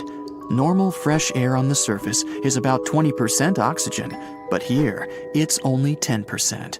Not enough for us to survive without our trusty oxygen tank. Still, all those other gases give you a nasty headache. You turn on your flashlight to full power and dive under. Somehow, you need to swim through these narrow underwater rifts. There are a lot of them. It looks like an underwater maze. You're a little worried, but your O2 tank is still pretty full. You squeeze through the rifts and finally find an open area. You freeze. From above, below, from all sides, you start to hear the sound of crawling creatures. The flashlight beam catches thousands of slippery, fast insects. This cave contains 48 species, 33 of which are completely new to us. Strange white snails crawl along the walls, and transparent shrimps, even small leeches, swim in the water.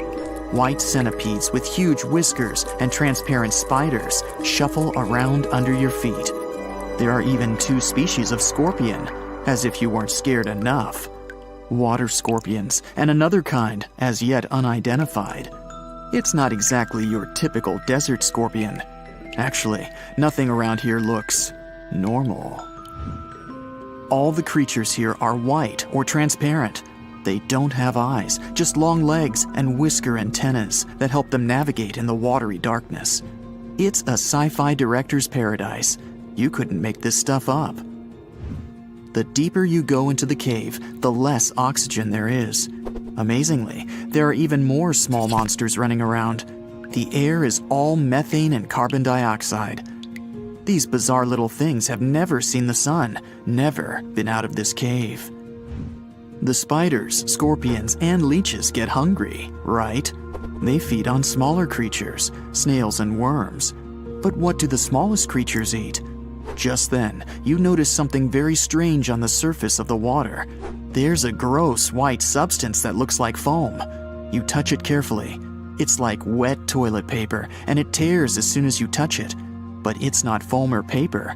It's billions of living organisms, bacteria, called autotrophs. These bacteria make food from carbon dioxide, but they don't make it from the air like plants or trees. They use water. It's called chemosynthesis. These tiny bacteria excrete their unused food, and bigger ones come along and eat it. Then the tiny snails and worms eat the big bacteria. A whole wacky, unique food cycle deep underground in a random cave in Romania. That's why you need that protective suit and mask. It's not just for your comfort and safety. Without the suit, you might accidentally leave behind some human bacteria from your skin or something. It could ruin the delicate balance of life in this underwater world.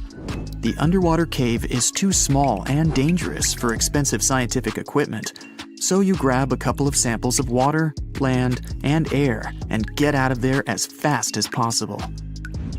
The cave hasn't been fully explored yet.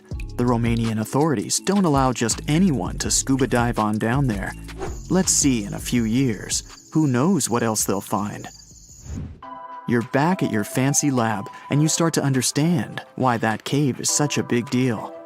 The conditions in Movile are almost the same as in the first years of Earth's existence.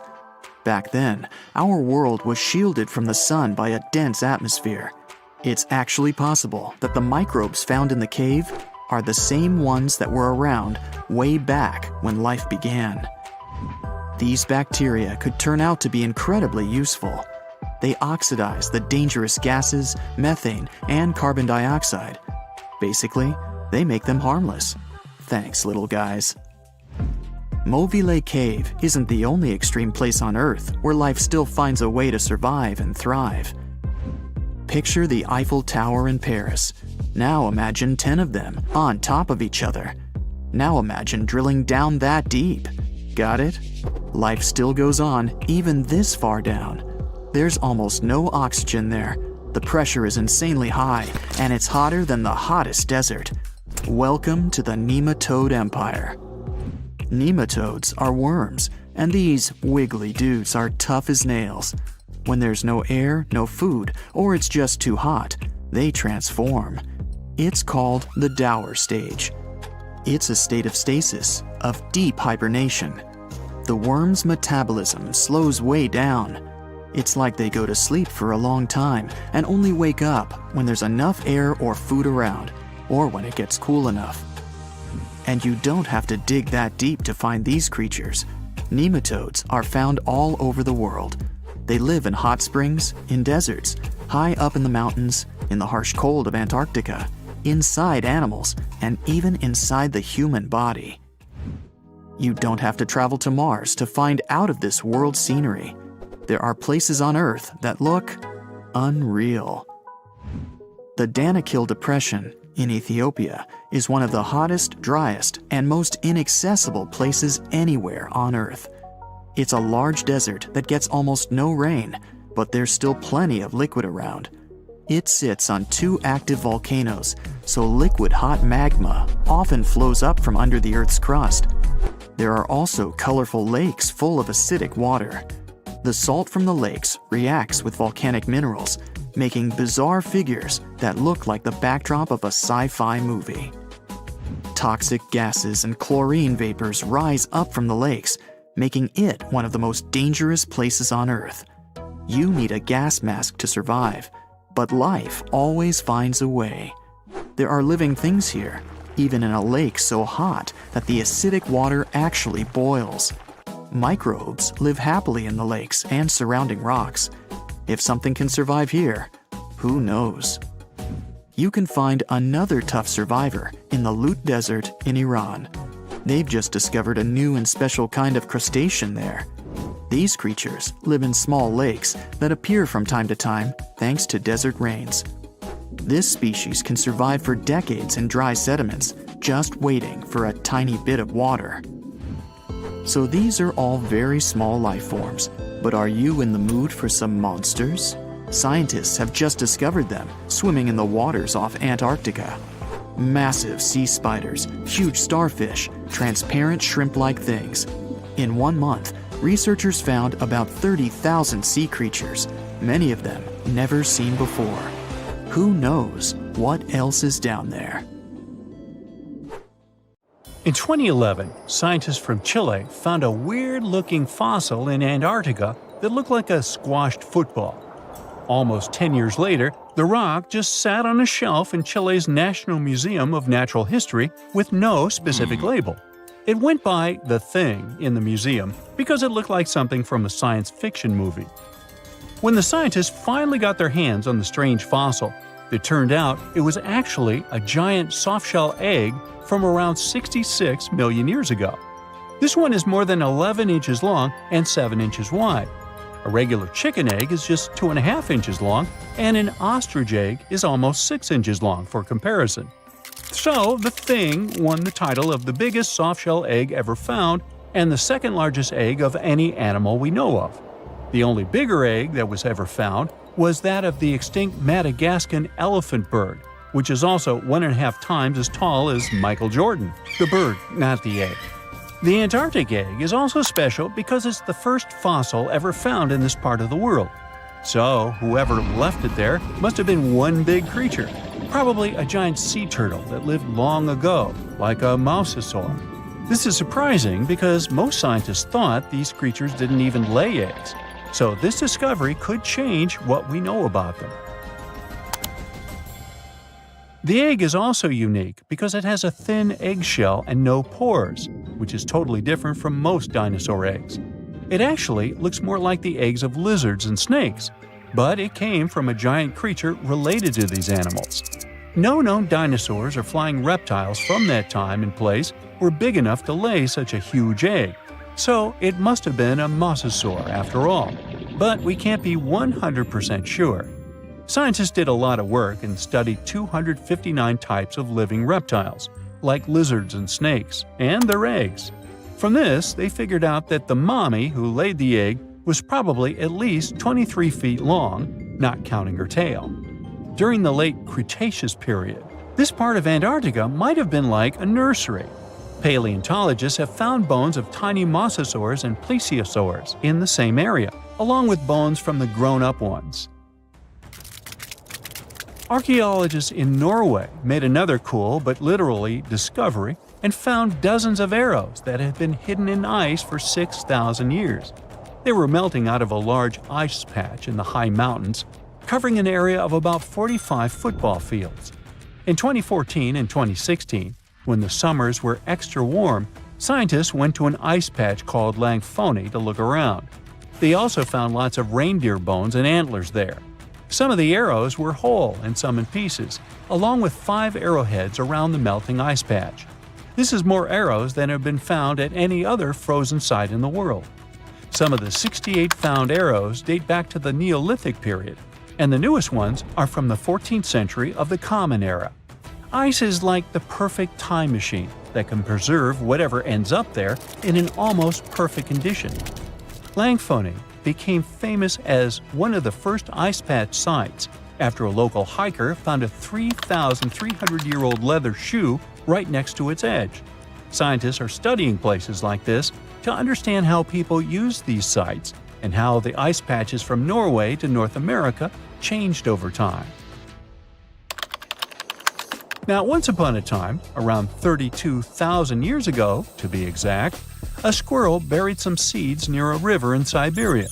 Am I the only one getting the Ice Age vibes? Anyway, these seeds belong to a plant with cute white flowers. Thousands of years later, a group of scientists found these seeds buried deep in the frozen ground, about as far down as a 12-story building is tall. The seeds were surrounded by ice and bones of animals like mammoths, bison, and woolly rhinoceroses. The mature seeds had been damaged, maybe by some squirrel, but some of the younger seeds still had good plant parts inside them. The scientists carefully took those out and put them in small containers to help them grow. And here comes the coolest part. They were able to grow the plants. Their flowers were shaped a little differently from the flowers of the same plant that grows today. After a year, the Ice Age plant even made new seeds. Based on this, the scientists suggested that permafrost could be a depository for an ancient gene pool, and we could find extinct species there and bring them back to life. Scientists on an icebreaker in Antarctica were looking for whales, but found something way more unusual. The camera behind the ship, which is as heavy as a car, detected 16 million icefish nests on the floor of the Weddell Sea. The nests were located about every 10 inches in all directions and covered an area of 93 square miles, which is slightly bigger than the whole of Washington, D.C. The colony even had a distinct border, which was a line in the sand. The scientists were in the area because they were studying a special spot in the ocean where the water was a little warmer than the water around it. In this warmer water, they found tiny animals called zooplankton near the top. When the young icefish hatch, they swim up to this area to eat the zooplankton before going back down to the seafloor to grow up and have their own offspring. Since there was so much food, it made sense to see icefish in this warm water. But they didn't expect to find such a huge number of icefish nests, much more than anyone had ever seen before. New Zealand's Antarctic Heritage Fund found some old photo negatives in a hut in Antarctica. They turned out to be unique images from the Ross Sea Party. It was a famous failed expedition led by Ernest Shackleton. He wanted to become the first person to cross Antarctica by land, from the Weddell Sea to the Ross Sea, passing through the South Pole. But things went wrong when their ship, the Aurora, was blown out to sea. They had to use the hut from another explorer, Captain Robert Falcon Scott. His goal was to be the first person to reach the North Pole, but sadly, he didn't succeed either. The negatives were made of cellulose nitrate and were found stuck together in the small box. The Trust took the negatives back to New Zealand, where they carefully separated them and discovered 22 hidden images. Many of the photos were damaged, but the Trust could still recognize some familiar places around McMurdo Sound, a well-known area in Antarctica. No one knows for sure who took the pictures. In December 2021, some scientists noticed a strange mark on the Larsen ice shelf, a giant sheet of ice off the eastern coast of Antarctica. They thought it might be a river flowing under the ice, so they drilled down over 1,600 feet to check it out. They expected to find water, but they didn't expect to see that the water was full of fast-moving creatures called amphipods. The scientists also found that the water in the underground river had unusual layers of currents moving in different directions, which they still don't fully understand. Another surprising thing happened during their research. On December 20th of the same year, a volcano erupted far away in Tonga, and the pressure waves from the eruption were detected all the way down in the ice river in Antarctica. It shows how everything on our planet is connected, even in the most distant places. Hey, we landed on the moon. We sailed around the world. Romeo met Juliet. Hey, it's hard to imagine that there are creatures out there who saw it all happen. Immortal animals. Well, almost. Glass sponges are weird little creatures that sit in one place for thousands of years. From their favorite spot under the sea, they witnessed the first Europeans crossing over to the Americas. They can live up to 15,000 years. And what's even cooler is that they can control their aging process, speed it up or slow it down. They have a glass-like exoskeleton for protection. Lobsters can grow back a limb if they lose it, and they're basically immortal. They produce an unlimited number of enzymes that keeps their DNA young forever, and they just keep on growing.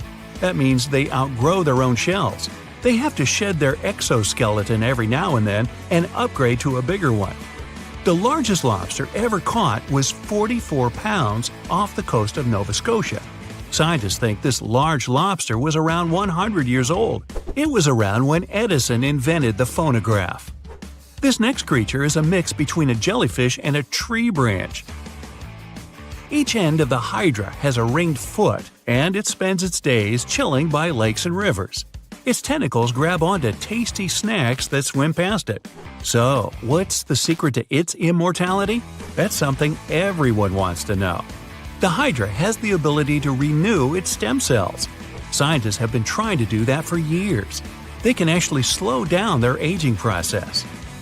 Now, these little sea creatures are Red Sea urchins. They sit on seaweed in shallow waters and are immortal.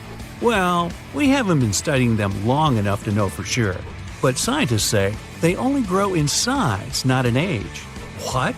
Well, they sort of stay like little baby urchins, but grow in size. Adult, baby urchin, okay. These little babies can reach around 100 years old, even 200. The slowest on the list? The giant tortoise. It can reach 200 years old. And one of the oldest is Jonathan.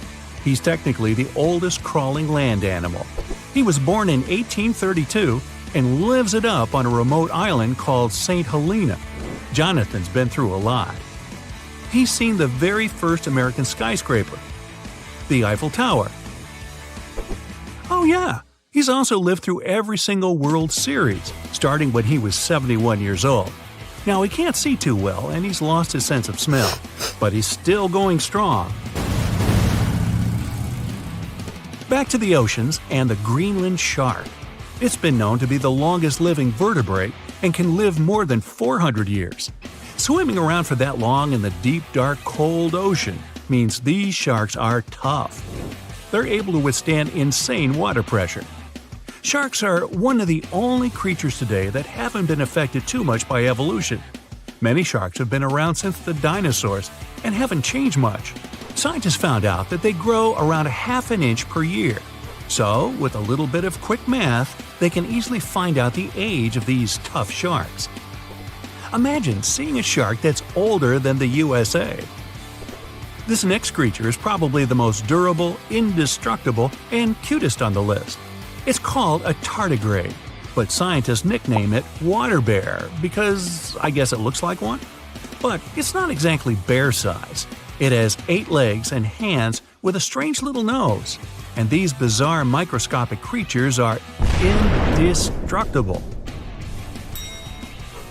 They're known to live in the most extreme places on the planet. They're fine with temperatures as high as 300 and as low as minus 330. Volcanoes, frozen desert nights, they can even handle radiation and massive amounts of pressure in the deepest parts of the ocean. They can even survive the vacuum in space. No tiny little spacesuit or anything. That would be cute enough.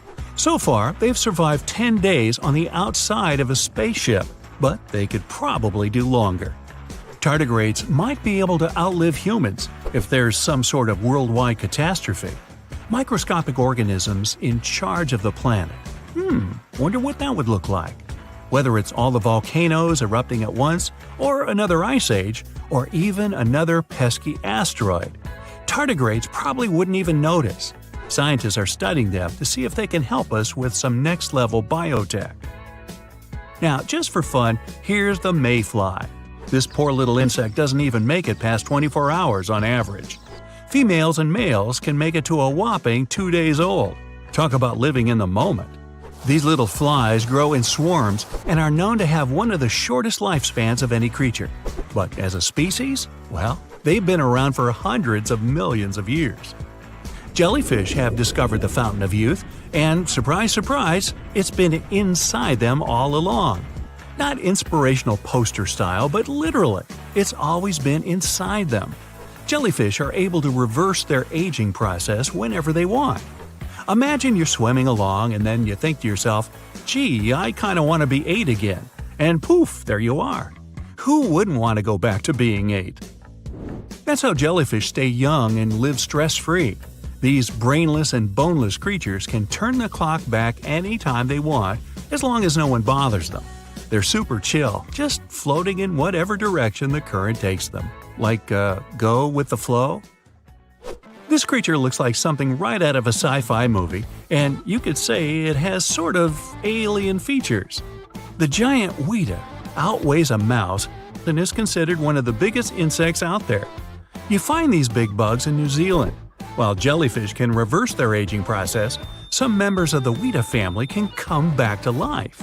Talk about superpowers. If they get completely frozen, they start to make special proteins that stop their organs from getting ruined.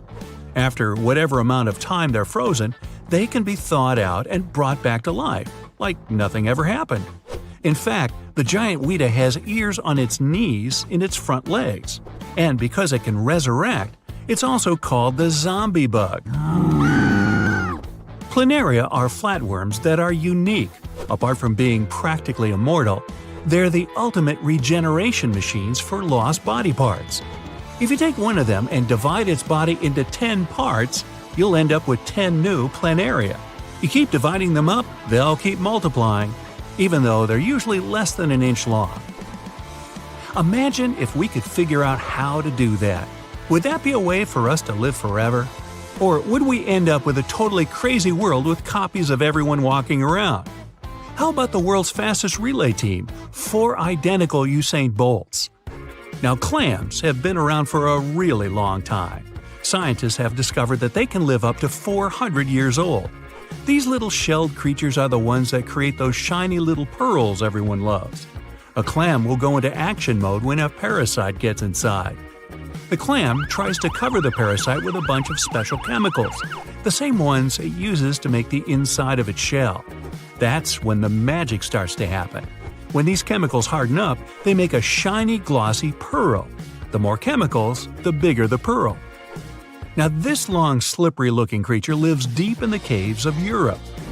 olm can live up to be 100 years old. It spends its days hunting for little insects, snails, and crabs with its tiny front arms and wriggling snake-like body. Its skin is so pale that some locals even call it the human fish. Hey, wait a minute. The olm is almost blind, but it can still detect light. It just mostly does it through its skin. Like other blind animals, it has a supercharged sense of hearing and smell. It gets its distinct look from those little red gills around its neck. Birds, just like us, have a tongue that is held up by a bone called the hyoid. In humans, it looks like a horseshoe and is located under our jaw. That's what the muscle in the tongue are attached to. This bone is very important for us. It helps us breathe, swallow, and talk. Unlike us, woodpeckers have a very different hyoid bone. It's a big part of their body that allows them to peck really fast. It also helps them keep their head steady and lets them use a lot of force when they peck wood. A woodpecker's tongue is long and it has spikes on it, which helps the bird get bugs out of trees. Woodpeckers can also move it in and out, which is not very common in most birds. This tongue also has a special way of wrapping around the woodpecker's skull to keep it safe when the bird pecks. The tip of the tongue is also covered with a sticky substance, which helps to catch bugs better. Speaking of weird animals, ever heard of an axolotl?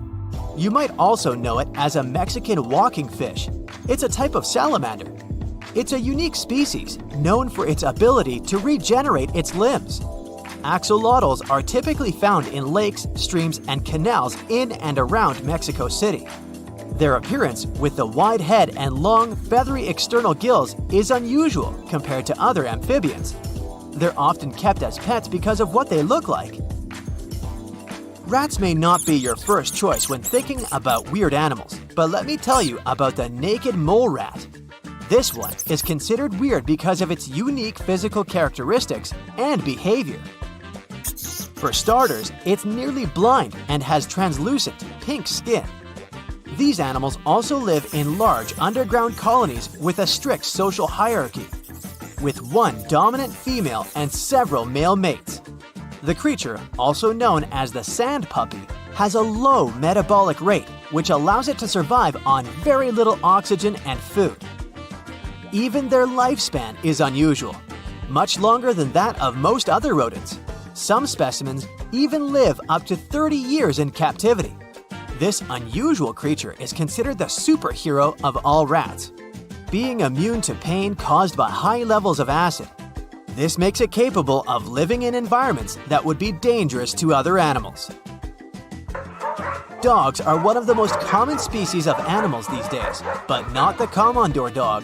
This one is a weird dog breed because of its unique appearance. It has a long, thick, corded coat that resembles dreadlocks. Additionally, it's a large and imposing breed, standing at around 27 inches tall and weighing up to 110 pounds. Its size and appearance can make it seem intimidating to some people, but most dog breed specialists say it can be a loving family pet if properly trained. Imagine that food bill, though. The star-nosed mole is an equally weird animal because it has a distinctive star-shaped snout that is highly sensitive.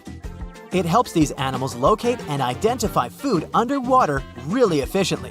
This mole is also an expert burrower and has feet with claws, which allows it to dig through the ground with ease. Among its other unique traits, there is a high metabolic rate and the ability to eat food at an incredibly fast rate. A crab with a weakness for coconuts? That's probably where the coconut crab got its name. It's widely seen as a quirky animal because of its strong, claw-like legs that allow it to climb trees and open coconuts.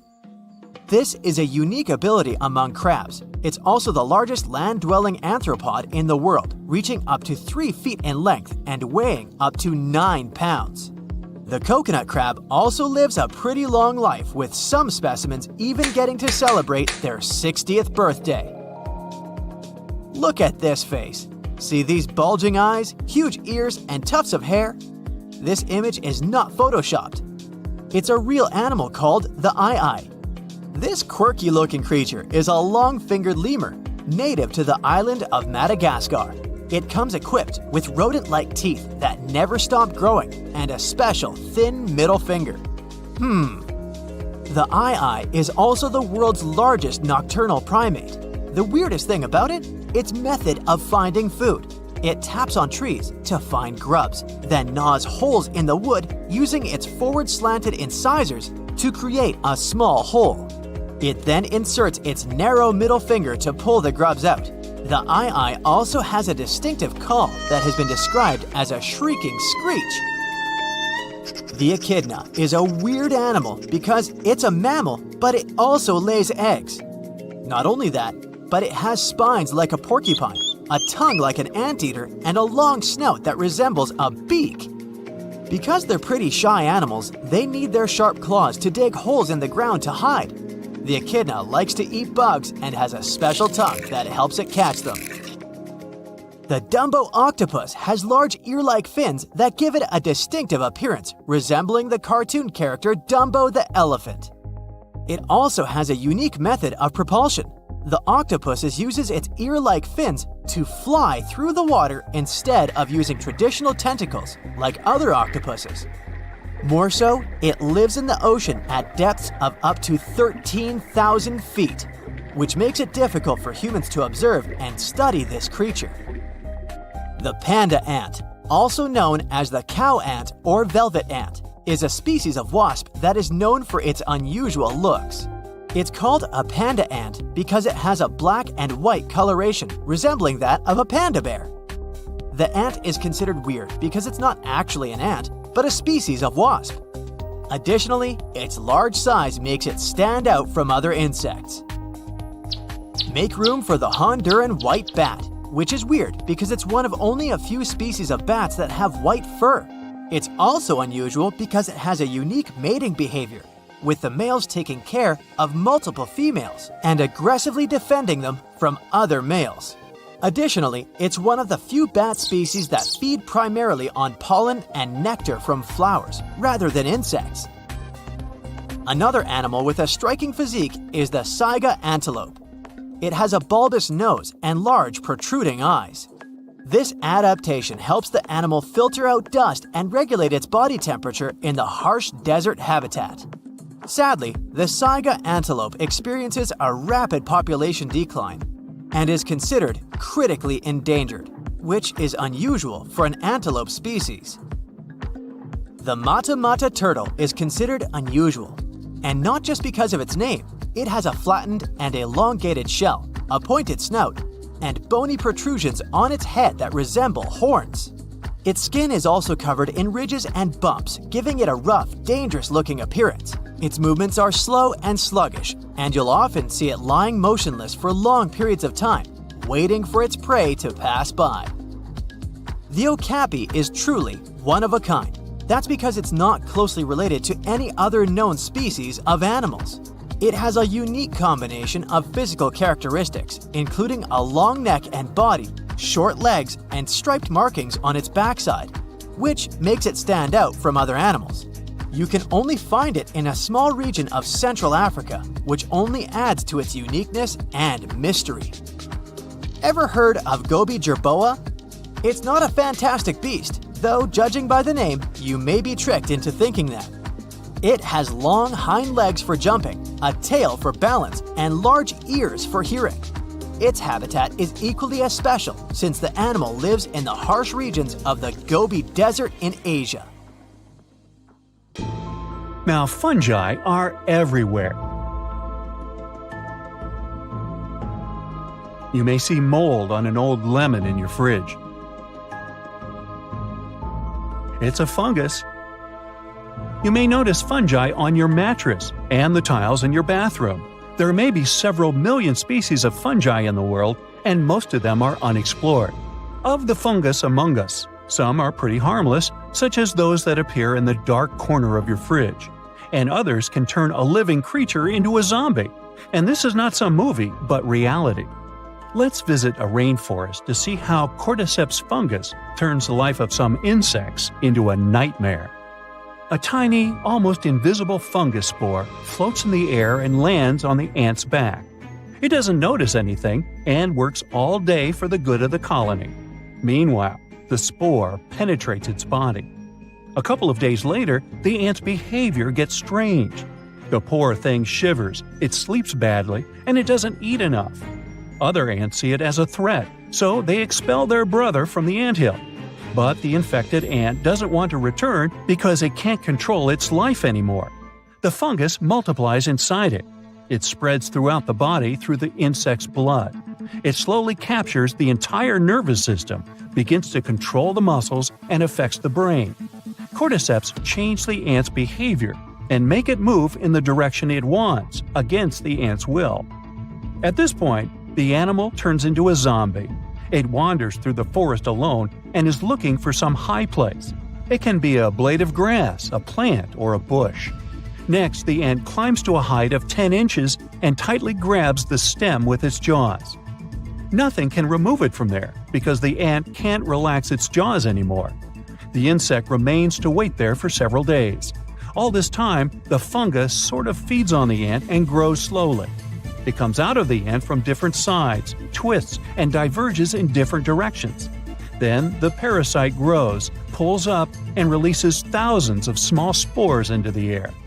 They fly all over the forest, fall into the water, or leaves, animal fur, or in the hair of people walking in the woods. In almost all of these places, spores don't live long, but some of them will find their host. Some spores can get on the area with working ants, and when the fungus lands on some of them, everything will start again. Now imagine that this tiny monster evolves and starts attacking people.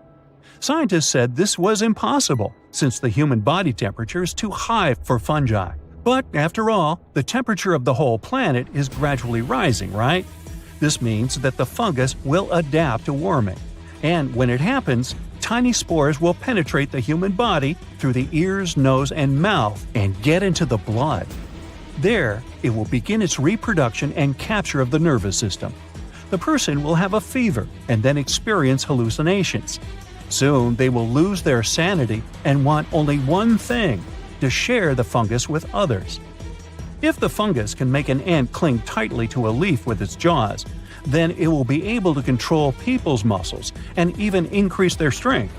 But infected people won't attack others. They'll climb on roofs of buildings or trees and fall asleep forever. The fungus, meanwhile, germinates and releases its spores. The wind picks them up and spreads them all over the world. During the first weeks of infection, while people are still not prepared enough, fungi will spread rapidly and take over the planet. The remnants of the survivors who manage to avoid contact will hide underground and then build bunkers. First, gas masks will become more valuable than gold. Still, when people realize that humankind's survival is more important than business, gas masks will become publicly available. As terrible as it may sound, all this is good news, because you don't have to run away from the infected and fight with them. All cities will introduce quarantine zones. People will live inside buildings with powerful air ventilation systems and go outside only with gas masks. If people understand they are infected, they will calmly inform the police and leave the city. They will get food supplies, and their loved ones will get permission to be with them in gas masks until the infected fall asleep. There will be fungi everywhere on the streets. You'll see how colossal mushroom plantations grow on the roofs and walls of buildings. The air will resemble a misty haze because of the intense concentration of fungal spores. But it's not dangerous if you have a gas mask. The zombie apocalypse will be pretty calm and quiet. But still, it will be difficult in the world, not because of the fungi, but because of other people. Not all cities will be in order. Anarchy will reign in the world. Looters and robbers in gas masks will walk on the streets. Food will take a lot of work to get. Electricity in cities won't run 24/7, but just a couple of hours per day. But all this time, there will be hope for a bright future in people's hearts. Scientists will actively work on a vaccine and invent it sooner or later. But the fungus will also evolve. Perhaps it will defeat the vaccine, and then people will have to create a new cure. Also, the fungus may try to switch to other carriers. These can be birds, livestock, and any mammals. Imagine an infected deer with a big growing fungus on its horns. Microorganisms will rule the world, and the population of large creatures will decrease. The fungus will adapt to the water for thousands of years and begin to infect the fish. And soon, the whole planet will turn into one giant mushroom. Okay, calm down, that's not going to happen. And here's why. Cordyceps have spent millions of years of evolution to adapt precisely to the cold body of an ant, no more, no less. The fungus's internal abilities are designed only to infect certain insects living next to them. For example, Cordyceps from Thailand can infect an ant somewhere in Los Angeles. Therefore, don't worry that it will suddenly become able to attack a human. There is no suddenness in evolution. It's a long and challenging process. In addition, the fungus has no reason to switch to warm-blooded carriers. It feels fine in the environment of ants and has no problems with multiplying. If ants disappear as a species and people start living next to the fungus, it will begin evolution, but it may take thousands or even millions of years of genetic changes. However, don't relax yet. There is a type of fungi that has met all the conditions to gain the ability to infect humans. It's called Candida auris. It was discovered in Japan in 2009 and shocked scientists when they found it inside people. Biologists said the fungus could evolve because of rising temperatures in some areas. A few years later, the fungus was found in many countries around the world. Antifungal medications do little to help against it. Its symptoms are difficult to determine at the beginning, and the consequences of its infection can be severe, especially in people with poor immunity. Scientists are concerned about this microorganism, but are already making a vaccine.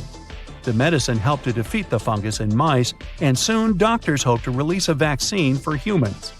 Infection occurs through human fluids, blood, saliva, and sputum. Fungi are a separate kingdom on our planet, but not all of them are bad. They're necessary for our Earth to support life. They enrich the soil with valuable substances and digest harmful substances. Fungi help plants get out of the water and adapt to land millions of years ago. 90% of plants won't survive today without fungi. There are organisms that look like huge nets. These networks of special tubes are called mycelium. We only see the tip of the iceberg, which is called mushrooms. It doesn't have one form. It can transform, move through underground labyrinths, and change routes. There's a lot of information about it, but this is a topic for a separate video. Meanwhile, mushrooms are delicious when sautéed over a low flame with onions and butter. Try it.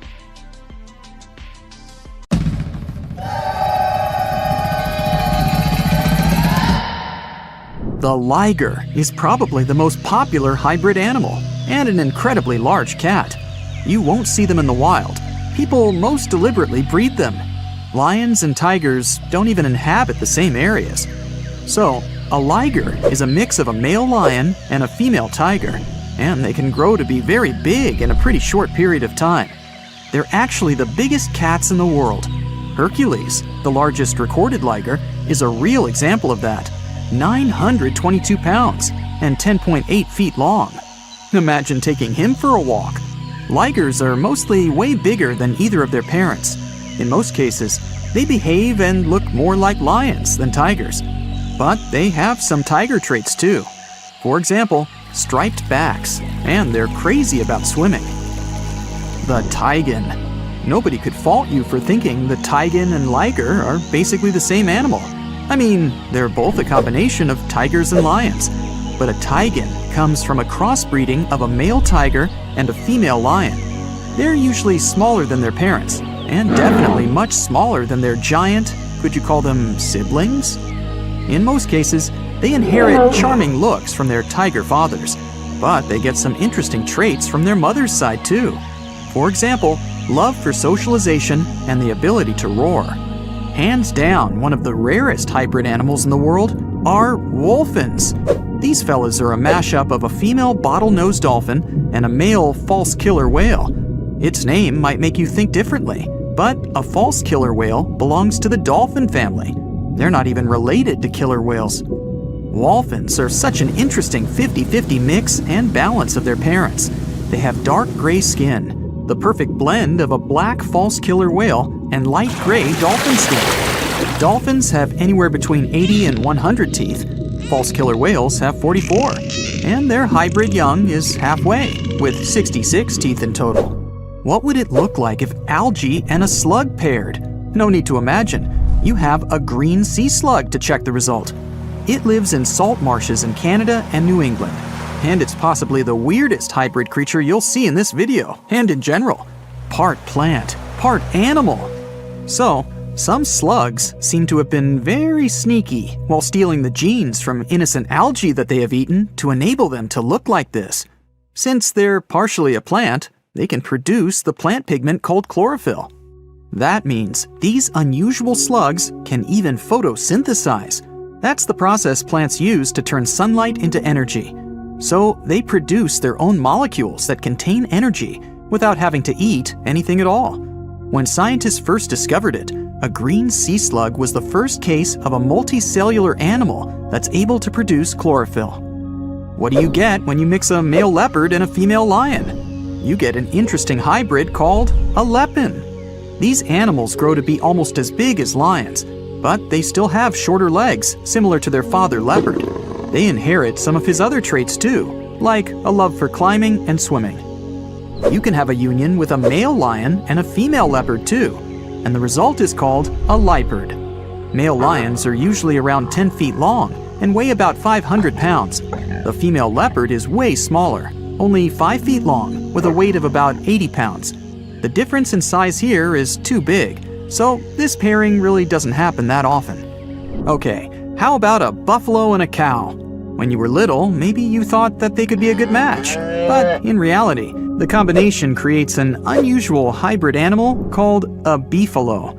Not many types of hybrid animals can reproduce on their own, but a beefalo can do it. When a grizzly and a polar bear get together, it results in a growler bear, or grizzly bear, or grizzlar, whichever you like the most. You can see them even in the wild. These two types of bears have a mutual contempt for one another. Yep, they're not good at living together in a mutual habitat. But even though it's rare, the love can still happen and result in these cute caramel-colored hybrid growler bears. In most cases, they'll be a bit smaller than polar bears, on average 60 inches tall at the shoulder, and approximate weight 1,000 pounds. But they're well equipped for surviving in warmer climates, thanks to the genes they got from their grizzly family side. Now let's get to one pretty tough fella, the jag lion. As its name implies, it's the hybrid of a jaguar and a lion. We don't know much about these intriguing big cats because only a few of them exist. But there was an unintentional mixing between a black jaguar and a lioness, which eventually resulted in 2 jag lion cubs. One had a dark gray coat with black spots because of the dominant melanin gene black jaguars usually have. The other one had a lion color and the rosette pattern spots that remind you of a jaguar. Yep, you already know it. There are also ligwars, a hybrid of a female jaguar and a male lion. That's some colorful family. Speaking of wild cats, have you ever heard of a savanna cat? Savanna cats are in both categories of house pets and exotic hybrids, since they're a mix of a domestic cat and a wild African serval hybrid animal. We're talking about striking animals, almost as big as a domestic cat. But what gives them their exotic look are their tall bodies, slender forms, and spotted coats. These cats are extremely loyal, intelligent, and loving creatures. Here's one unexpected mixture, a zebroid. Technically, it's a name people use to describe a hybrid of a zebra and any equine species. But when you pair a zebra and a horse, their young is called a zorse. Zebra hybrids mostly look like whichever animals they've been crossbred with, but with the striped coat of a pure zebra. Most of these hybrid creatures don't even have fully striped coats. You can mostly see the stripes on non-white areas of their bodies and legs. Speaking of zebra hybrids, check out this adorable creature. It's called a zonkey, or zedonk, zebras, zenki. Take your pick. They're mostly either tan, gray, or brown in color. You'll distinguish them by unique stripes that are darkest on their legs and belly.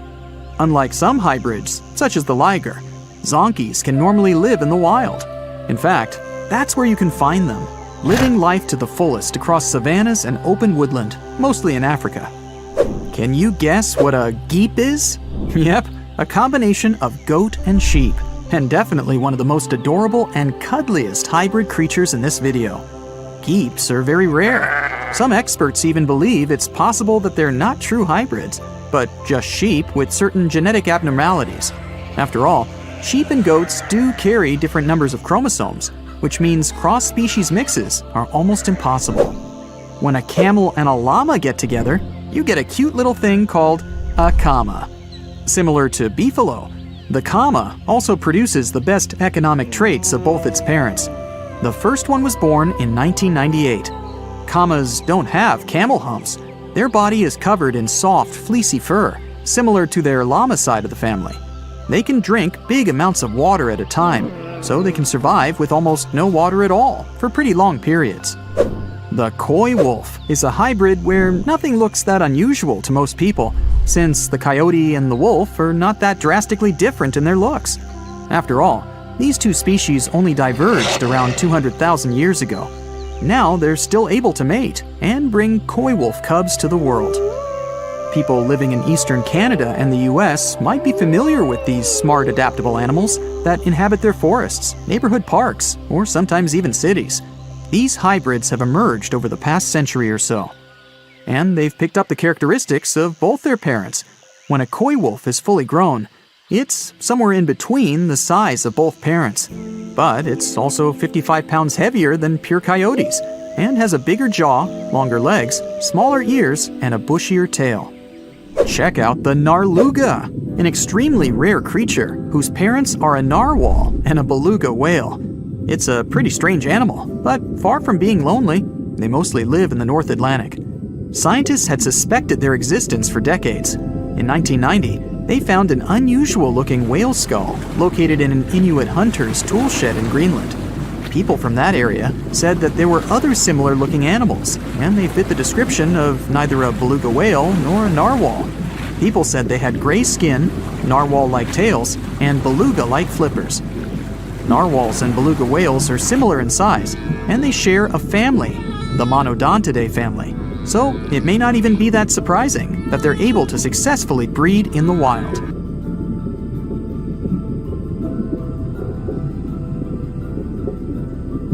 Australia used to have its own giants. Those were huge animals that could have dwarfed anything living on this continent these days. Scientists found the remains of many of those ancient creatures in the Narracuta Caves in South Australia, 4 hours away from Adelaide. It's a lovely region, but it can be treacherous. Watch out for holes the ground is pocked with. Known as pitfall traps, many of them are no wider than a coffee table. They're deep and plunge into the darkest of caverns. One of such caverns is called Victoria Fossil Cave, and it's a treasury that's been hiding the bones of around 45,000 animals for centuries. Some of the oldest bones belong to creatures far more terrifying than any animal you can encounter today. Those were the ancient Australian megafauna, huge beasts that roamed the continent during the Pleistocene epoch. During those, there were giant snakes, huge flightless birds, wombat-like creatures the size of a rhinoceros, and many others. One of the largest examples of the Australian megafauna scientists have discovered so far is the Diprotodon. That giant herbivorous creature was 10 feet long and 6.5 feet tall, and weighed more than 6,000 pounds, about as much as a small Asian elephant. Even though this terrifying beast didn't eat meat, it could have smashed other animals with its sheer weight. Scientists have found the remains of hundreds of such creatures all over Australia, so it's safe to say that no other animal from that time or in that location was larger than this giant. Despite its creepy appearance, the Diprotodon was a relative to the modern-day wombat, and those are known to sometimes pounce humans. The Diprotodon had toes that pointed inward and were well suited for digging burrows. On the other hand, Diprotodon was a giant, and it was unlikely that it used to do so. It was likely a trait it had inherited from its smaller burrowing ancestors, or it could have used its claws to search for roots. This theory is supported by the fact that the animal's pouch was facing backward. It prevented any dirt from collecting inside while the creature was digging. Since this animal was so big, it didn't have to worry much about predators. Up until 60,000 years ago, when the first humans appeared on the continent, full-grown diprotodons only had to look out for creatures like the quincana. Measuring in at a whopping 20 feet long, the quincana was a land crocodile. It lived in Australia from around 20 million to 40,000 years ago. It disappeared along with most other mega creatures of the last ice age. It's thought to be the result of the first humans coming to the continent. Even though the quincana was extremely fast and dangerous, it was possible that this creature got outcompeted by human hunters who took all available prey. Unlike modern crocodiles that are mainly aquatic, that mighty beast was a land dweller. Scientists figured it out by studying the quincana's legs. They were able to support and carry the body clear off the ground. It means there was no escape for ancient people once the quincana spotted them. Modern crocodiles can only push themselves along on their bellies. Such an adaptation allowed the quincana to chase its prey for long periods of time, exhausting it in the process. Another creepy feature of this ancient monster was its teeth. Aquatic crocs have conical teeth. Those are great for gripping and holding on to prey underwater. But quincana had knife-like teeth, ideal for slicing soft-bodied animals like, mammals. Another Australian monster, Thylacoleo, wasn't all that large, but it didn't make it any less terrifying. It was still among the top predators and the biggest carnivorous animals in Australia. This creature was a true oddity of nature, even by prehistoric standards. First, its teeth resembled not those of a regular predator, but those of a rodent. Its front incisors were enlarged, taking the place of canines. Premolars were also shaped like blades. They were used for cutting flesh and bone. At first, scientists thought that Thylacoleo used those teeth to eat nuts and fruits. But later, a study showed that the use of such teeth was better suited on necks and spines. The jaws of this ancient creature were immensely powerful. A 220-pound Thylacoleo had a bite force similar to that of a present-day 550-pound lion. It means that the animal could easily bring down prey much larger than itself. Then there was Thylacoleo's tail. It had strong muscles which provided the animal with the ability to use the tail as support when tackling large prey. The Thylacoleo had retractable claws, and this feature is very uncommon among marsupials.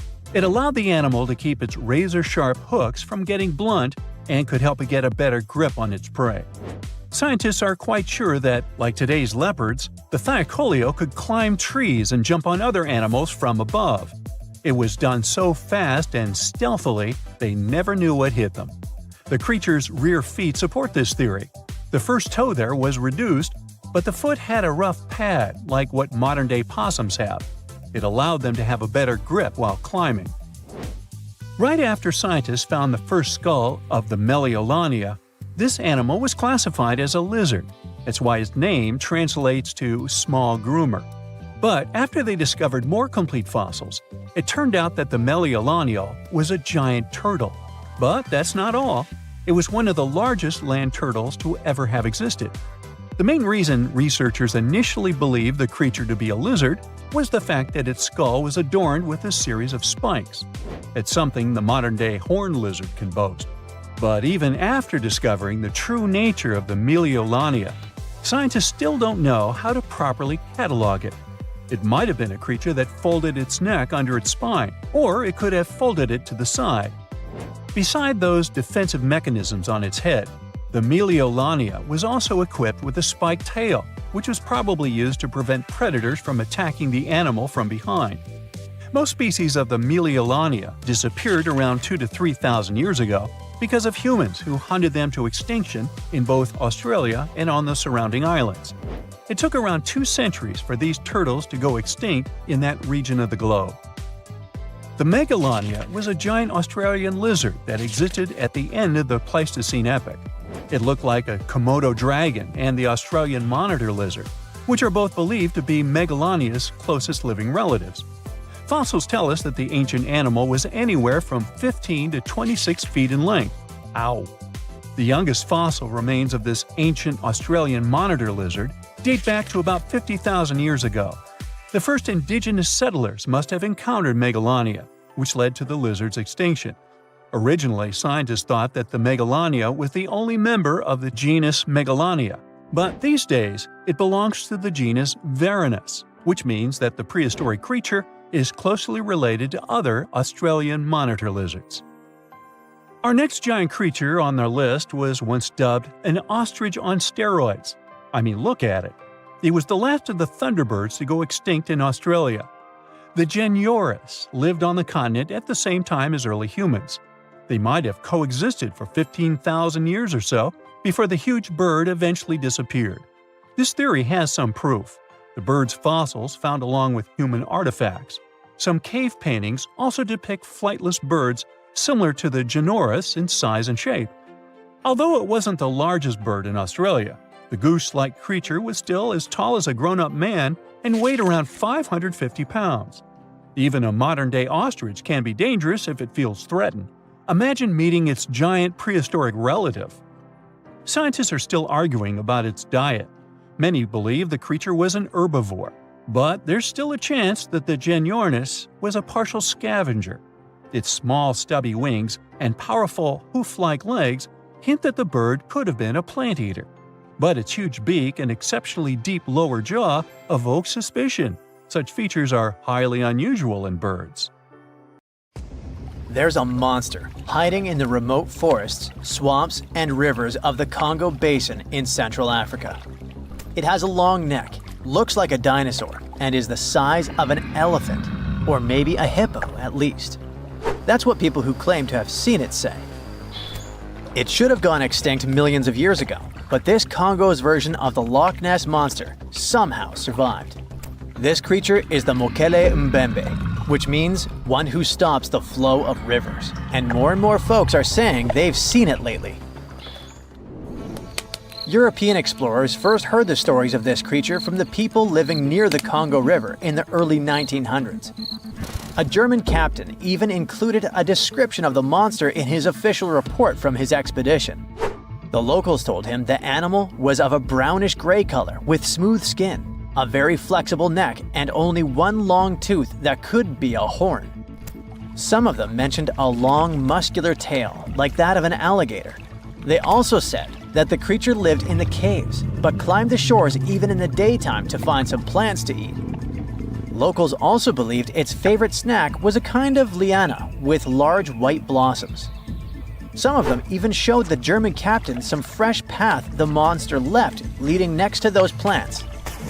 And they warned him that Mokele Mbembe definitely didn't like humans and took down any canoe that would sail nearby.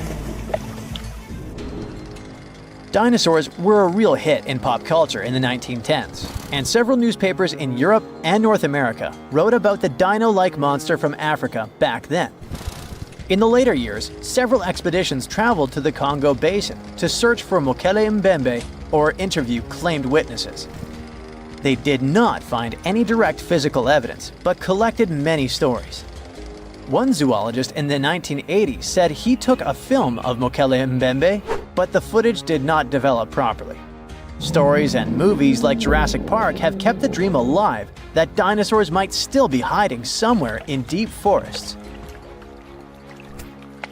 At some point, people stopped reporting sightings of the creature as often, so it almost became a forgotten legend. But it all changed recently, as many people claim to have witnessed the mythical monster with their own eyes. Cryptozoologists, those fans of mysterious creatures, believe it could be a dinosaur that, for some reason, didn't go extinct, related to a Brachiosaurus or a Diplodocus. This idea comes from how people describe seeing the creature, with a super long neck, a huge body, and a tiny head. They think it might have stayed hidden in the deep forests of Africa all this time. But scientists say that if it really were the last living dinosaur, we would have found some real proof by now, like a photo or bones or something showing it walking around the Congo Basin. Some expeditions that are trying to find proof the monster is real have even used sonar technology to scan the murky waters of Central African rivers and lakes in search of any large, unidentified creatures. Some people even narrowed down the monster's location to a specific remote lake, surrounded by untouched jungle in the swamps. So far, the search for evidence hasn't been successful. The explanation behind all the sightings of the Mokele Mbembe could be the changing ecosystem. More and more human settlements are moving into the huge Congo Basin rainforest. People aren't used to seeing large animals that live in the forest, so they believe they have witnessed the mysterious creature from their folklore. The human brain often fills in the gaps in something we don't know and uses imagination to explain it, especially if there's a ready-made version that everyone's heard of. But still, we can't completely rule out the possibility that there are some new, unknown species of animals hiding in the Congo forests. Maybe just not a missing dinosaur. Another legend, this time Mongolian, says there's a giant worm living deep in the Gobi Desert. Yep, similar to the monster you've seen in Dune.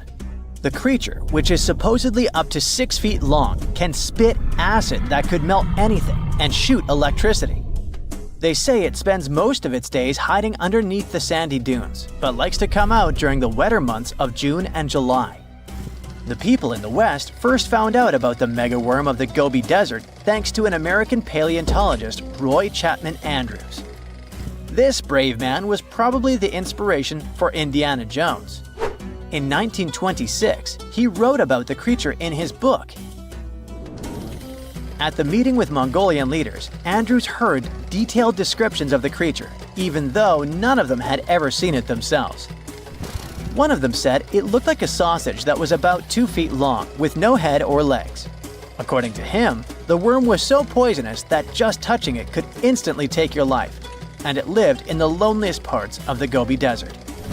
Andrews didn't think the creature was real, but he shared these stories again in another book.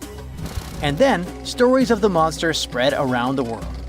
In some of them, it's only 1 foot long. In others, it's as large as a human. Some say it looks like a snake, and some describe it as a caterpillar. Some people claim it has wings and can fly, and others think it could be a supernatural evil being without a body. The color of the creature also remains a subject of debate. It could be white-gray, brown, or even bright red. The stories of witnesses are probably so different because the creature doesn't even exist. In 1983, one scientist who was visiting the region heard that an old man had managed to finally catch the mysterious worm. He also found out there was a nest nearby and decided to risk it all and see it. But instead of a scary monster, there was a tartar sand boa inside. Luckily for the scientist, this snake is non-venomous, but it does have gray-brown scales and could match the description of the giant worm. When he showed it to the locals, supposedly all of them said it was the monster they had seen. Big expeditions from America, Britain, and New Zealand came to the Gobi Desert to try and find the creature. Many other adventurers came from all around the world on their own, but found no evidence the monster was real. But many Mongolians are sure the death worm is no fantasy. If you don't believe there's a monster in the Gobi Desert, how about one in Lake Worth in Texas? According to local folklore, there's a part human, part goat creature with scales and long clawed fingers hiding there. It all started back in July 1969, when locals claimed to have spotted this mysterious creature roaming around. The newspapers loved the story and started reporting about new sightings. One article said that the monster jumped out of a tree and landed on some guy's car. Another report claimed that the Lake Worth monster decided to throw an automobile tire at a group of people. Someone even managed to take a photo of the creature, and the newspapers published it. Locals started flocking to the lake at night, hoping to catch a glimpse of the creature, but no one could find any evidence it was real after all. The author of the monster's photograph later said it was most likely someone's prank, because the creature really wanted to be seen. Then, a reporter from the local newspaper received an anonymous letter saying that it was 3 high school students who decided to dress up and scare people. Even despite this, some cryptozoologists think it could have been an undiscovered primate species that walks on 2 legs. We don't know if the Worth monster is real, but it does one good thing and brings together the local community. Every year since 2009, they throw the Lake Worth Monster Bash.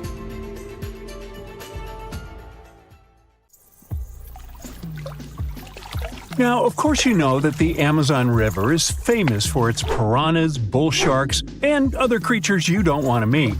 But there are even more dangerous rivers in the world. The deepest of them, the Congo, goes so far down in some sections that even light can't reach there. It's the only major river that crosses the equator twice and carries enough water to fill more than 13 Olympic-sized swimming pools into the Atlantic Ocean every second. Wow! Even the most experienced boaters have trouble passing through all of the river's strong currents, rapids in its upper part, and waterfalls and gorges in the lower section. The Congo currents are so fast and powerful that they even divide animals like mountains and oceans do. There are new species of fish evolving separately on the two banks as they can't reach the other side and breed with each other. One of the most dangerous types of fish living here is the Goliath tigerfish. These monsters, that grow up to 5 feet and travel at the speed of 25 miles per hour, are relatives of piranhas. Their mouths are full of vicious, razor-sharp teeth. Their females lay hundreds of thousands of eggs, and the offspring are predators from birth. You have a good reason to fear the Goliath tigerfish, as they're the only freshwater fish in Africa that have attacked crocodiles and even humans. Okay, not swimming there. There are dense jungles and more hungry wildlife, including snakes and some aggressive hippos, all along the river. Still, it's used as a water highway in Central Africa, so barges traveling on it for weeks are often crowded with up to 2,000 people and capsize every now and then. And if you believe the local folklore, there's one more thing to be afraid of: the one who stops the flow of the rivers, a dinosaur-like beast that is said to live in the Congo River basin. There have been over 100 sightings over the last century, but no one can provide solid evidence the beast is real. At the turn of the 21st century, there was a series of terrible, mysterious stories on the Kali River in Asia. Something described as a mud-colored water pig would drag swimmers underwater in front of terrified eyewitnesses.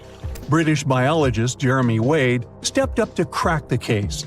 He noticed that all the scary incidents were happening in one specific spot, stretching about 4 miles. Villagers told him this creature was growing big and bad from all the food it got. Wade examined the water with a depth sounder and thought it could have been a whirlpool. Then the monster dragged a domestic water buffalo into the water.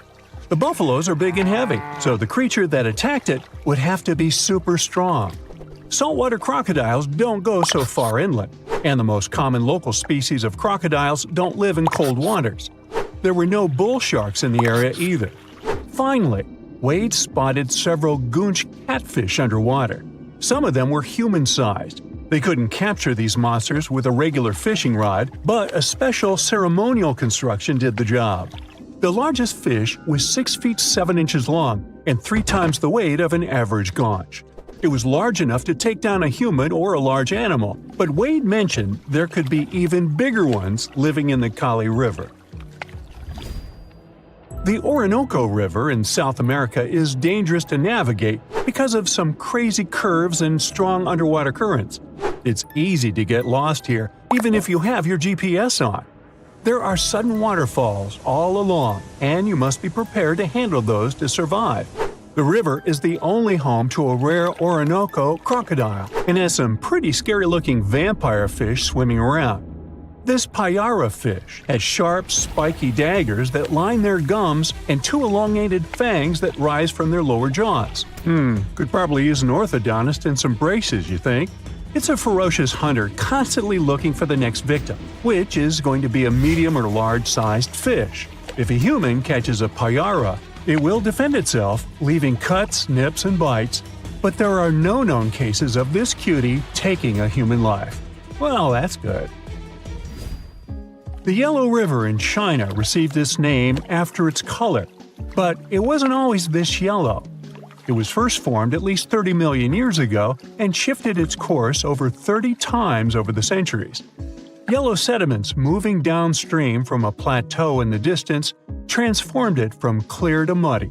This fine-grained substance piled up at the bottom of the river and formed natural dams.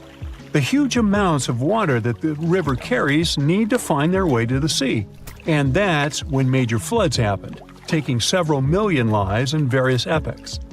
The locals tried to solve the problem by building higher and higher levees, but it only made things worse. Water coming out of the river would now have nowhere to back up, as the riverbed was higher than the surrounding land. This even shifted the river's mouth. Now there are massive dams and dikes all along the river to try to contain it. The Parana River is the second longest in Latin America and has many tributaries. They flow in from the highlands near the Andes, and there's a huge drainage in the wet season. This makes the river a perfect home for, guess what, piranhas. There are 30 to 60 species of these scary fish in the Parana waters. In late 2013, they attacked bathers cooling off by the water on a hot day. People started running out of the river as they felt something was biting them in the water. Luckily, no one lost their lives in the accident, but it's still considered one of the most audacious piranha attacks ever recorded. Biologists later determined that the type of piranhas, called palomates, was to blame for this, and humans had probably disturbed their breeding grounds. Well, the piranha also has a strong current that is tricky for boats and swimmers to overcome. Plus, it often floods, which can be dangerous for people living in the surrounding areas. The longest river in the world, the Nile, flows through 11 countries all the way into the Mediterranean Sea. Expeditions have spent centuries looking for its source, and no one still knows for sure where this mighty river begins. Adding to the mystery, the Nile takes an unexpected turn right in the middle of the Sahara. Scientists have figured out the reason is a massive underground rock formation from millions of years ago. The Nile has served as the most important water highway for civilizations through centuries, but it has some pretty dangerous inhabitants, like crocodiles that grow to be 20 feet long, which is slightly more than the height of an average giraffe. These bad guys can reach a speed of 30 miles per hour on land and take the lives of a couple hundred people every year. Hippopotamuses that also live here sometimes go after boats, and venomous snakes like the black mamba and the Egyptian cobra add to the mix. One of the most dangerous creatures on the Nile is the mosquito, as they carry around all sorts of diseases that affect hundreds of thousands of people. The Brahmaputra River in Asia carries waters from the mighty Himalayas. When the snows in the mountains melt, the river floods massively, causing landslides, displacing millions of people, and taking the lives of hundreds of animals in the nearby national parks. Such floods are also common during the monsoon season in India, from June to October, with heavy rains. The course of the Brahmaputra River is changed incredibly over the past 2.5 centuries. Erosion is another danger it's hiding. The banks of the river are mostly made of weak cohesive sand and silt, and even though the erosion rate has gone down, it is still the reason a lot of people lose their land and get displaced.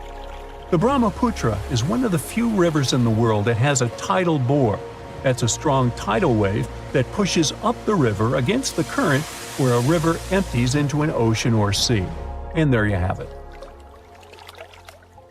A pre-Christmas miracle happened near the mouth of South Africa's Chalumna River on December 22, 1938. Marjorie Courtney Latimer, the curator of East London Museum, was on her routine visit to the docks. She was checking if there were any unusual catches from local fishermen. Suddenly, she spotted a strange fin sticking out of a pile of discarded fish. Intrigued, she cleaned off the slime to reveal an incredible discovery. A pale blue fish with silvery flecks, thin scales, and 4 fins that looked almost like limbs. And it was huge too, 5 feet long, weighing about 127 pounds. Marjorie actually specialized in birds, but she had always been fascinated by the natural world, including the ocean. She didn't know what the fish was, but she had a feeling that it was something special. So she had the fish loaded into a taxi and taken to her museum. She then went through lots of reference books, but no matter how hard Marjorie tried, she couldn't identify the species. She decided to show it to the chairman of the museum's board, but he just dismissed it as a common rock cod. Marjorie didn't listen to him. The creature fascinated her so much that she kept studying it. and even tried to preserve it by having it taxidermied, although she couldn't save the organs. Desperate for answers, she reached out to a fish expert, J.L.B. Smith. But tough luck, he was away at that moment. When Smith finally saw the drawing, he got instantly intrigued. By January, he finally wrote the response to Marjorie, saying the fish was giving him sleepless nights.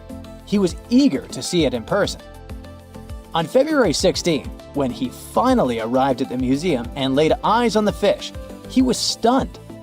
Suddenly, it dawned on him that he was looking at a coelacanth, a species believed to have gone extinct 66 million years ago.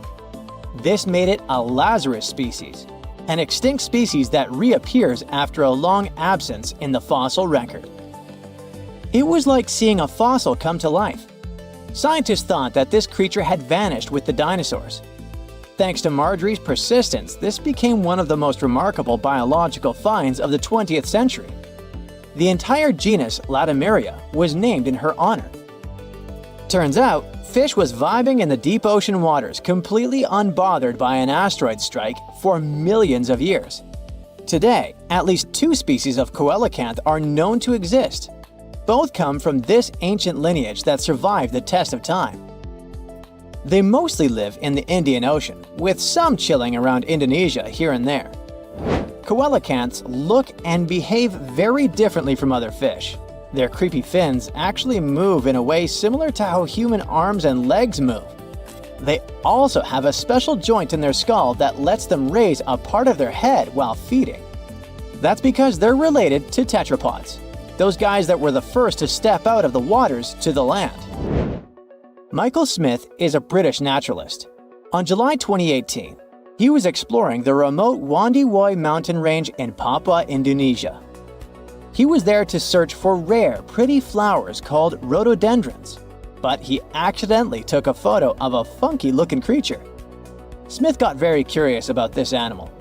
He then returned for another expedition, this time with a local guide. He spent 10 tough days searching high in the mountains. The terrain was harsh, with constant rain, slippery ground, and leeches crawling into their boots. When they were already exhausted and close to giving up, the miracle happened. The team finally spotted and snapped a picture of the animal. This cute thing turned out to be the Wandiwoi tree kangaroo, the one thought to be extinct for 90 years. The first time it was discovered was 1928. It's a sad story. A biologist spotted it while studying the area, and this was the first and the last time we saw that animal. But as it turned out, it wasn't extinct at all. It's just a very elusive and sneaky creature. This marsupial lives in small, isolated, steep and misty forests. Very few people venture there, all because of the reasons we mentioned: the rugged terrain, dense bamboo thickets, lack of water. Even the local hunters had never seen one. They're super cute with their round face, reddish fur, and appearance that looks like a mix of a monkey and a bear. It's a weird type of kangaroo that jumps on the trees, not the land. When Michael Smith rediscovered it, he immediately contacted experts, including a specialist on tree kangaroos. The discovery was confirmed. Even though it's still hard to catch these creatures in the wild, they're still a mystery to science, and scientists try to protect the species. In 1996, researchers from the Wildlife Conservation Society were walking around the meat market in Thakek, Laos. Suddenly, they spotted a bunch of weird rats. Yeah, it may seem to be a common thing for a market, but those were no simple rats at all. At first, they thought it was a new species. They called this new rodent the Laotian rock rat. This animal was so different from other rodents that biologists wanted to place it in its own family. But in 2006, Mary Dawson and her team challenged this idea. They suggested that the Laotian rock rat might actually belong to an ancient family of rodents, the ones that were believed to have been extinct for 11 million years. In the same year, scientists finally captured and documented a live specimen. And guess what? Those were indeed those ancient rats. They didn't go extinct. They just preferred to avoid the spotlight and decided to go vibe in the limestone karsts of Laos and a small part of Vietnam. Turns out, the locals were even familiar with the rodent, regularly trapping it for food. Right, that must be the true reason for their hermit lifestyle. Now, these guys are a huge interest for scientists and are being studied carefully. In 2019, some scientists went on a joint expedition on Fernandina Island in the Galapagos archipelago. During the expedition, the team started noticing weird things: tracks, scat, and claw marks on trees. By following them, they suddenly discovered the culprit: a mysterious turtle that was sitting on a high elevation on the volcanic island. It was a lone female tortoise. They nicknamed her Fernanda. That's because they recognized her as a Fernandina giant tortoise, a species that was thought to have been extinct for 112 years. The last time we've ever seen this species was in 1906, when scientists found a male tortoise and sent it to the California Academy of Sciences. They thought that volcanic eruptions and extensive hunting caused the species to completely disappear. This was a huge deal. It provided hope for the survival of the Fernandina giant tortoise. Park rangers said that they saw signs of at least 2 other tortoises, so maybe they'll be able to find them soon. The Galapagos Conservancy has launched fundraising efforts to support further expeditions. In July of 2007, Luis Enrique Minguez was hiking in La Palma, a small island in the Canary Islands. He's a researcher in the Institute of Ecology and Conservation. While he was walking through the northeastern part of the island, he spotted an interesting lizard. The lizard was almost 12 inches long. He saw it near a forest trail, about 147 feet above sea level.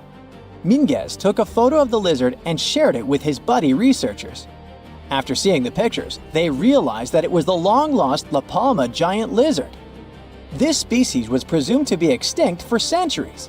They thought that it disappeared within the last 500 years due to being hunted by cats and habitat destruction.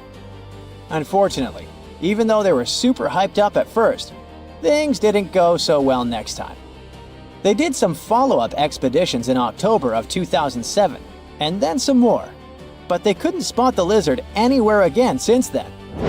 The lizard probably lived in very high and dry spots of the island. Researchers hope to discover at least some of the lizards in the future and help them thrive once again. Guam is not like any other island. It should be, from the looks of it, a peaceful green paradise in the vast blue of the Pacific. But something happened here that changed this place forever. Guam was invaded by awful little creatures, millions of them. Ecologists can't catch a break in this place. One time they had a cool island get-together. People roasted a whole pig over a fire, laughing and talking. But when everyone stepped away for just a moment, something else decided to crash the party. When they returned, they saw it, a thick snake wrapped around the roast pig. Its eyes shimmered under the fading firelight, scales reflecting the embers. It was eating, swallowing the chunks of pork whole. A brown tree snake. This creature wasn't supposed to be here in the first place. It's an invasive species. It crept onto a cargo ship back in the 1940s, and in the years that followed, it couldn't stop bothering the island's true inhabitants, the birds. Guam was once a paradise of chirping, singing life. Its forests were home to 12 species of birds, so the air was always filled with beautiful whistles and calls. That is, until the snakes came. They slithered through the trees, finding nests, devouring eggs, and wiping out entire generations before they could even hatch. And in just 40 years, the jungle fell silent. Out of the 12 bird species, 10 are completely extinct. The last 2 are barely clinging on. The Guam kingfisher is a funny bird with a cute long beak. It was only saved by a last-minute effort to capture a few survivors. It went extinct in the wild, but ecologists managed to keep them in zoos for decades. And thankfully, there is great news. This year, things have improved for these guys, and now scientists released a handful of them in the jungles about 3,600 miles away. Another barely saved species is a Guam rail, also called coco by the locals. The poor thing can't even fly, a ground bird, completely defenseless. Thankfully, people relocated these guys on other islands and helped them make it. But the true horror of the brown tree snake wasn't just its hunger, it was its stubbornness. Now, most predators only eat what they need, but brown tree snakes? They stop at nothing. These guys have zero chill. They'll go for animals that are too big for them to swallow. They'll try to eat random stuff like trash. And if they realize that they literally took a bigger chunk than they could bite, they'll just leave the leftovers to rot. It's horrifying. When researchers were trying to understand why the birds were disappearing suddenly, they gave them tiny radio transmitters to track their movements.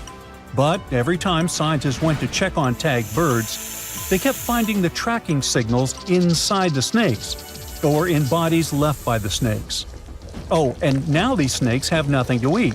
Millions of them. You'd think they'd just give up, but nope, they decided to change their diet.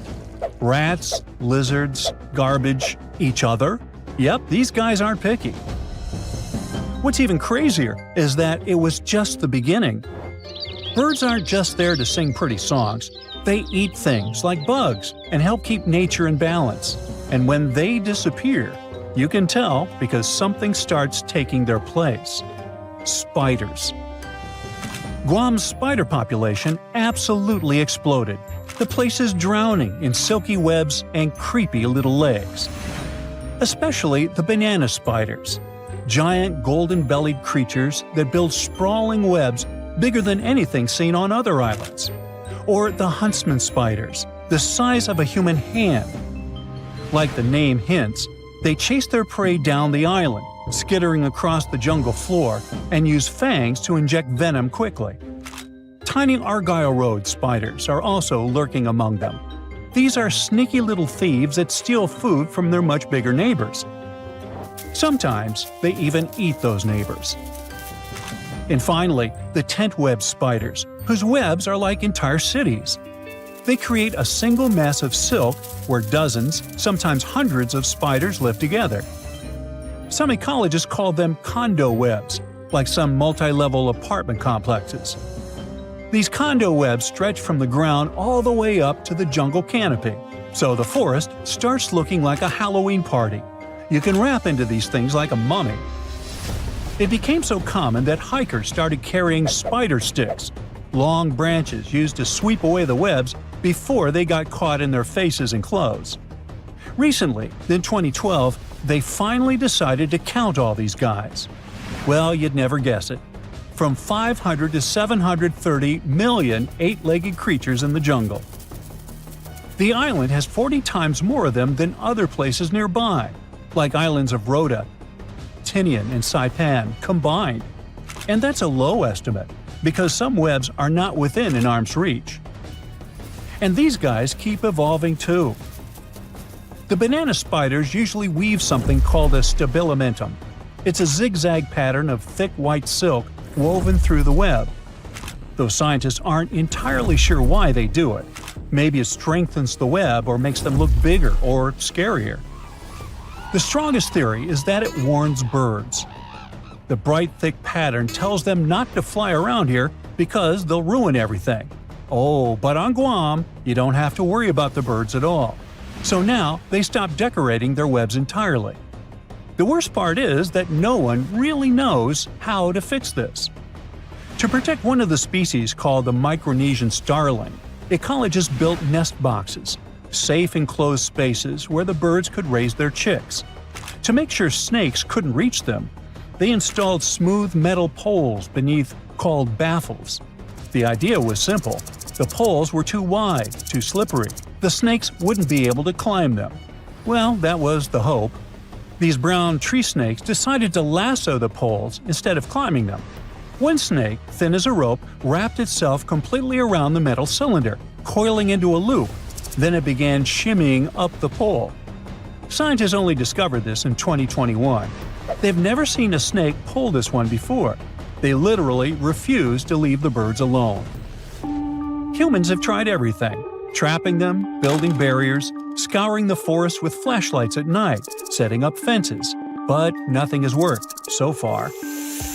There are just way too many of those guys, and they're all too smart. Now, just so you know, the U.S. spends nearly $4 million every year trying to control this disaster. But the only real success is a single tiny patch of land at Andersen Air Force Base. Scientists managed to drive down the snake population there using bait. But the truth is slowly sinking in. The snakes aren't leaving. Humans can send rockets to space, but this is too much. That also means that Guam Island will start looking entirely different soon. Guam's forests always felt mysterious and kinda creepy, even without the invaders. There's no soil, no soft place to step. Instead, it's all jagged, broken limestone. Everything is full of razor-sharp rock left behind by an ancient coral reef. It was being pushed up over millions of years. Trees force their roots into the cracks. Everything is packed with twisting and curling plants. Breadfruit trees, prehistoric-looking cycads, spiky pandanus trees.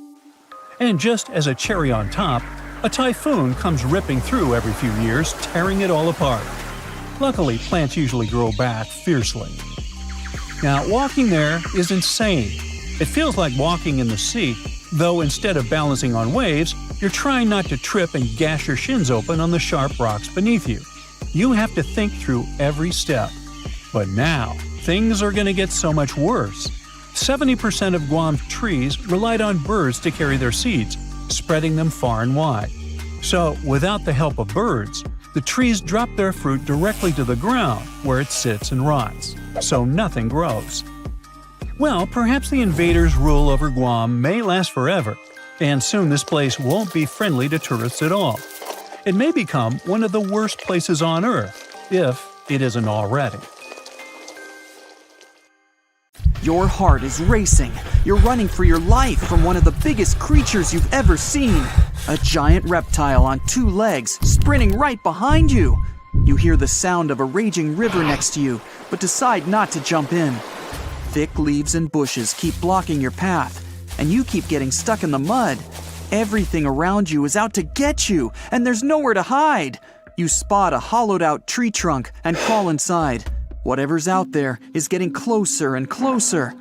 You hear deep guttural breathing and huge stomping. It's getting closer. You see a large tail from a crack in the tree trunk, swinging and knocking down bushes and small trees. Whatever it is, it's sniffing you out like those dogs at the airport. And right next to your face are giant bugs the size of a house cat. Perfect. You've always been scared to even look at crawly little things, but this one's so close and so big, you can actually see its facial features. It's looking at you like you're the alien. You want to scream, but can't. Then, out of the darkness, more bugs. They're curious things, flicking their antennas all over your body. Okay, this is too much. A bug is one thing, but now, a giant centipede thing is crawling your way. Its fangs are the size of your thumb. You dart out of the tree trunk and come face to face with a giant monster. It stops and stares at you, knowing you have no place to go. Claws and teeth the size of bowling pins. That's enough to keep you up at night. It's getting ready to charge right at you. Welcome to the most dangerous period and area in history for a human, the mid-Cretaceous Sahara. This place was thriving around 100 million years ago in what would now be North Africa.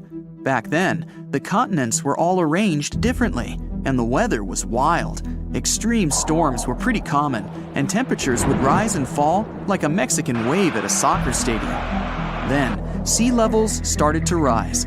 Water flooded the Kem region, an area between modern-day Algeria and Morocco. Over the next millions of years, asteroids, volcanic eruptions, and other natural disasters wiped out everything else. Bye-bye, dinosaurs. Thanks for playing. You probably think of the Sahara as one of the most inhospitable places on Earth, but back when it had trees and rivers, it was even more dangerous. The famous River of Giants was a huge river system that stretched from modern-day Egypt all the way to Morocco. The land was flat and not much vegetation grew there, but it was enough for life to exist. Frightening, scary life. That creature you're staring at, it's a giant, scary-looking theropod, and it's out to get you. Imagine a T-Rex-like dinosaur that's more than 32 feet tall and has an epic jawline. Scary stuff. They were the top dogs in the food chain back then.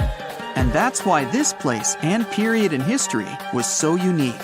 The entire area had an incredible imbalance between hungry dinos and poor little dino snacks. There wasn't enough food to go around. Scientists were never able to find much evidence of herbivores. That means it might have been a royal rumble of carnivorous creatures waiting to pounce on each other at any moment. So, after a while of having a stare-down contest with a giant theropod, a shadow creeps up on you from behind. You're too scared to turn around, but the growling is louder than anything you've ever heard. It shakes you to the core. You turn around and see a Spinosaurus, and that's about all you can see. You know how they always show the T-Rex as the king of the dinosaurs? Well, this one would be, what, the emperor? It stands about 50 feet tall and has a sail of scales on its back, the size of a regular human. Then add in a crocodile-style snout with razor-sharp teeth and some short, powerful legs. Its diet mainly consists of river fish, but it's looking at you like you're a delicious fish taco. The two alphas are now in a standoff, with you stuck in the middle. But before you close your eyes and get ready to be eaten, they begin fighting each other, knocking down trees. You tiptoe your way out of there and run. The further you go, the better, right? Wrong. Not here, because everywhere you go, there's going to be something dangerous. During this period, there was danger in the sky, in the water, and on land. There were small mammals scurrying around here and there, but they mostly stayed in the shadows to avoid danger. After 5 minutes of running as fast as humanly possible, you make it out of the forest and onto an open plain. Bad move. Now there's nowhere to hide. Suddenly, you hear another shriek. You look behind you. Nothing. It's just short grass everywhere. Then you tilt your head up to the sky and see what looks like a giant bird. Only these are technically flying crocodiles. There were plenty of huge pterosaurs that ruled the skies. Alanqua saharica was a flying reptile that may have eaten fish in the river. Those fish must have been tasty. It had a huge wingspan and long, slender jaws. Oh, and it was the size of a small bus. This one found you and is racing down to catch you. You run for your life, again. And this time, there's no place to hide. Suddenly, you feel talons grasping onto you and you're lifted off the ground. You soar up. If you weren't scared out of your mind, you might have noticed how beautiful the giant river channels below you are. The Alanqua maneuvers like a fighter jet, headed for the mountains, dodging all obstacles. You see a large nest with some mini beasts in it. They're hungry and as large as you. Not a great combination. You try to break free, but it's impossible. The creature drops you in the middle of the nest and flies off. You try to cover yourself, but the little ones keep pecking away. It's only a matter of time before it's too late. You look down below you and see the river. You can't tell how deep it is, but it's got a really strong current. You're out of options. You dive into the raging river and get dragged along with the current. Safe for now-ish. Imagine it's 2021. You're walking along one of the hottest and driest places on Earth, the middle of the Sahara Desert, only to find fossils of oversized fish. They ranged from bite size to bus size. Even freshwater sharks lived there. These weren't your average little fishies. Judging by their teeth, those guys meant business. You might even find a giant sea turtle swimming around.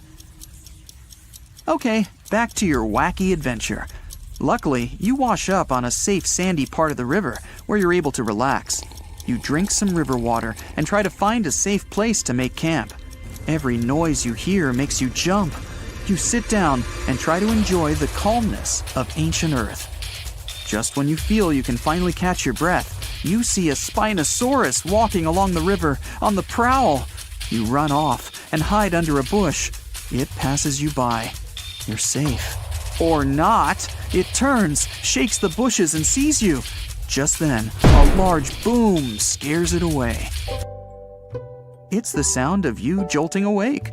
You turn on the light and see your cat staring at you. Those dinosaurs seem so real, probably because of that documentary you were watching right before bed. The entire mid-Cretaceous ecosystem depended on rivers for daily life. Just like all ancient civilizations, rivers were essential for the creatures of the time. And very recently, scientists discovered a new species of snakes that went extinct back then, with no known descendants. To understand these ancient ecosystems, it's important to know a lot about fossils. You might find two different fossils side by side, but those animals might have lived millions of years apart.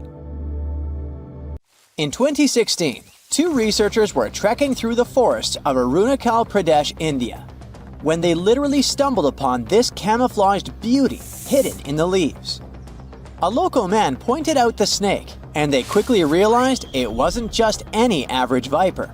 With its unusual pointed snout, similar to a hump-nosed viper, and a stunning orange belly, this snake had them scratching their heads. Back at camp, they took a closer look and knew they'd found something special. DNA tests at the Indian Institute of Science confirmed it. They found a brand new species, now known scientifically as Trimeresurus arunachalensis. But the snake's unique features didn't stop there. The snake's paired reproductive organ was unlike any other viper, and its scale pattern was completely unique. While its closest relative has around 20 rows of scales around the middle of its body, this mysterious snake had only 17. The next species is a record breaker, and it's known as the largest gecko ever discovered, measuring around 2 feet long and being as thick as a man's wrist. The only known specimen of Delcourt's giant gecko is currently in France, but its exact origins are still a little bit of a puzzle. At first, people thought it might be from New Zealand because some local legends spoke of a giant, mysterious lizard that lived in forests. Even though it was a pretty fascinating theory, some recent DNA studies suggest that this nocturnal species is probably from New Caledonia. But as of now, no one can confirm it 100%. In general, sleeper sharks are big, slow-moving creatures that mostly hang out in deep, cold ocean waters. They usually have bulky bodies and a broad, flat head, which helps them blend into the dark sea.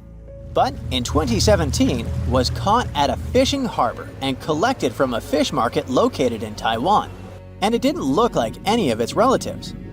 First off, this 4.4-foot shark had smaller eyes and a tiny second dorsal fin compared to its cousins. It also had more rows of teeth in its upper jaw and fewer in the lower jaw, but the biggest surprise was that it was a pregnant female carrying 33 embryos. This means there are probably more of these sharks hiding out there in the deep ocean. We just haven't found them yet. Meet the pocket shark. It is tiny, just about 5.5 inches long, while most deepwater sharks are around 6.5 feet. But don't let its small size make you underestimate it, because this creature is definitely one of the ocean's coolest secrets. Discovered in 1979 in the deep waters of Chile, this tiny shark is like a real-life spy gadget with its mysterious pockets near its front fins. These pockets are large, measuring about 4% of its body length, and are believed to either glow or secrete pheromones. So this shark might actually light up to either confuse predators or attract prey in the dark depths. And when I say deep, I mean really deep. It is believed that this creature hangs out over 9,000 feet down, which is roughly the height of 7 Empire State Buildings stacked on top of each other, but inside the ocean. Besides its initial discovery in Chile, it was spotted again in 2010 in the Gulf of Mexico, but it hasn't shown up since. The pocket shark is not the only glowing animal we're talking about today. This inch-long cockroach, scientifically known as Luchihormetica lucae, was actually first collected back in 1939, but only got its moment in the spotlight decades later in 2012. What makes this little buddy so interesting is that it uses bioluminescence, meaning it has spots that light up in the dark. Unlike fireflies that mostly use their glow to find a mate, this cockroach uses its light to mimic a toxic click beetle and scare off predators. Unfortunately, the region in Ecuador where it was found was hit hard by a volcanic eruption, raising fears that this glowing marvel might be a one-of-a-kind discovery.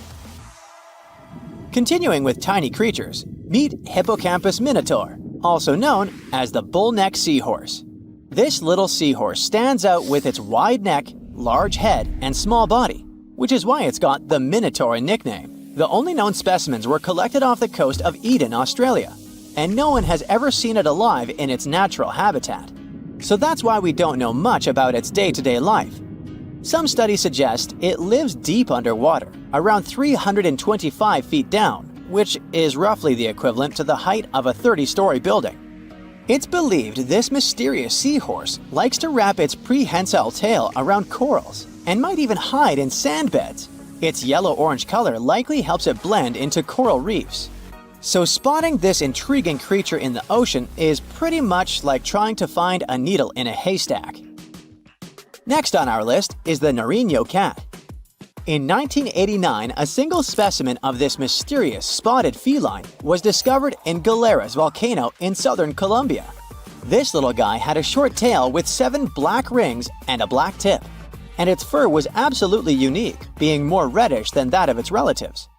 Understanding that it wasn't an ordinary animal, researchers decided to visit a bunch of museums all over Latin America to find similar felines, but they came up pretty empty-handed. Then, DNA analysis confirmed that it was unlike any other known cat, having split from its closest relatives around 1.9 million years ago. The Bogota sun angel is a hummingbird with a stunning purple color and black flight feathers, plus a bright green chin and crown. For years, we only knew of one specimen that was bought in Bogota, Colombia back in 1909, and that was pretty much it. Nobody knew much more about this beautiful and mysterious bird. But that changed in 2017, when a study decided to analyze its DNA once again. The results suggest that the Bogota sun angel might not be a completely separate species after all. It looks like it is actually a hybrid, meaning it was a mix of hummingbirds from 2 different species. And it's likely that its mother was a long-tailed sylph, which is a gorgeous hummingbird that mostly lives in the Andes in South America. The spotted green pigeon, also known as the Liverpool pigeon, is like the unicorn of the bird world. It was first described in 1783 by an English physician named John Latham, who saw it once and that's it. Since then, no one has ever doubted that it was a pigeon, and many researchers were convinced it was a distinct species. But recent DNA studies revealed that this bird could actually be closely related to the famous dodo. You know, that chubby, flightless bird from Mauritius that looked like a giant pigeon with a quirky beak. Anyway, the Liverpool pigeon is about 13 inches long and has a unique look with yellow spotted feathers. Unlike its ground-loving cousin, the Nicobar pigeon, the spotted green pigeon was likely more of a tree hugger, feasting on fruits up in the branches. Today, if you want to see this rare bird, you'll have to visit the World Museum in Liverpool, where the only known specimen resides. While you're in England, make sure to swing by London and check out the Natural History Museum. There, you will find the only specimen of a flying fox known scientifically as Pteropus bruneus. Flying foxes are usually some of the largest bats in the world. Their body length, I mean their size excluding their wings, can be around 16 inches. But this special bat, discovered in 1874 at Percy Island, is more like a mini version of its cousins, measuring 8.3 inches from head to toe. So even though it hasn't been spotted in the wild for a while, I wouldn't worry too much if you happen to come across it. Beneath the thick, shadowy canopy of a prehistoric rainforest, a silent hunter slides into the murky river waters. This is Titanoboa. Its size is horrifying, stretching over 40 feet long, which is about the length of a school bus, and weighing as much as a small car. It reigns as the largest snake ever known. This is around 60 million years ago. It's only been 6 million years since the dinosaurs were wiped out by an uninvited asteroid.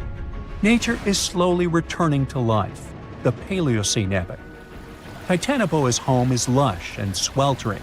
The air is very humid, like in a steam room, and the rivers are teeming with fish, perfect for a predator like this. Now that the dinosaurs are gone, Titanoboa becomes the queen of hunting. It's perfectly built for both power and stealth.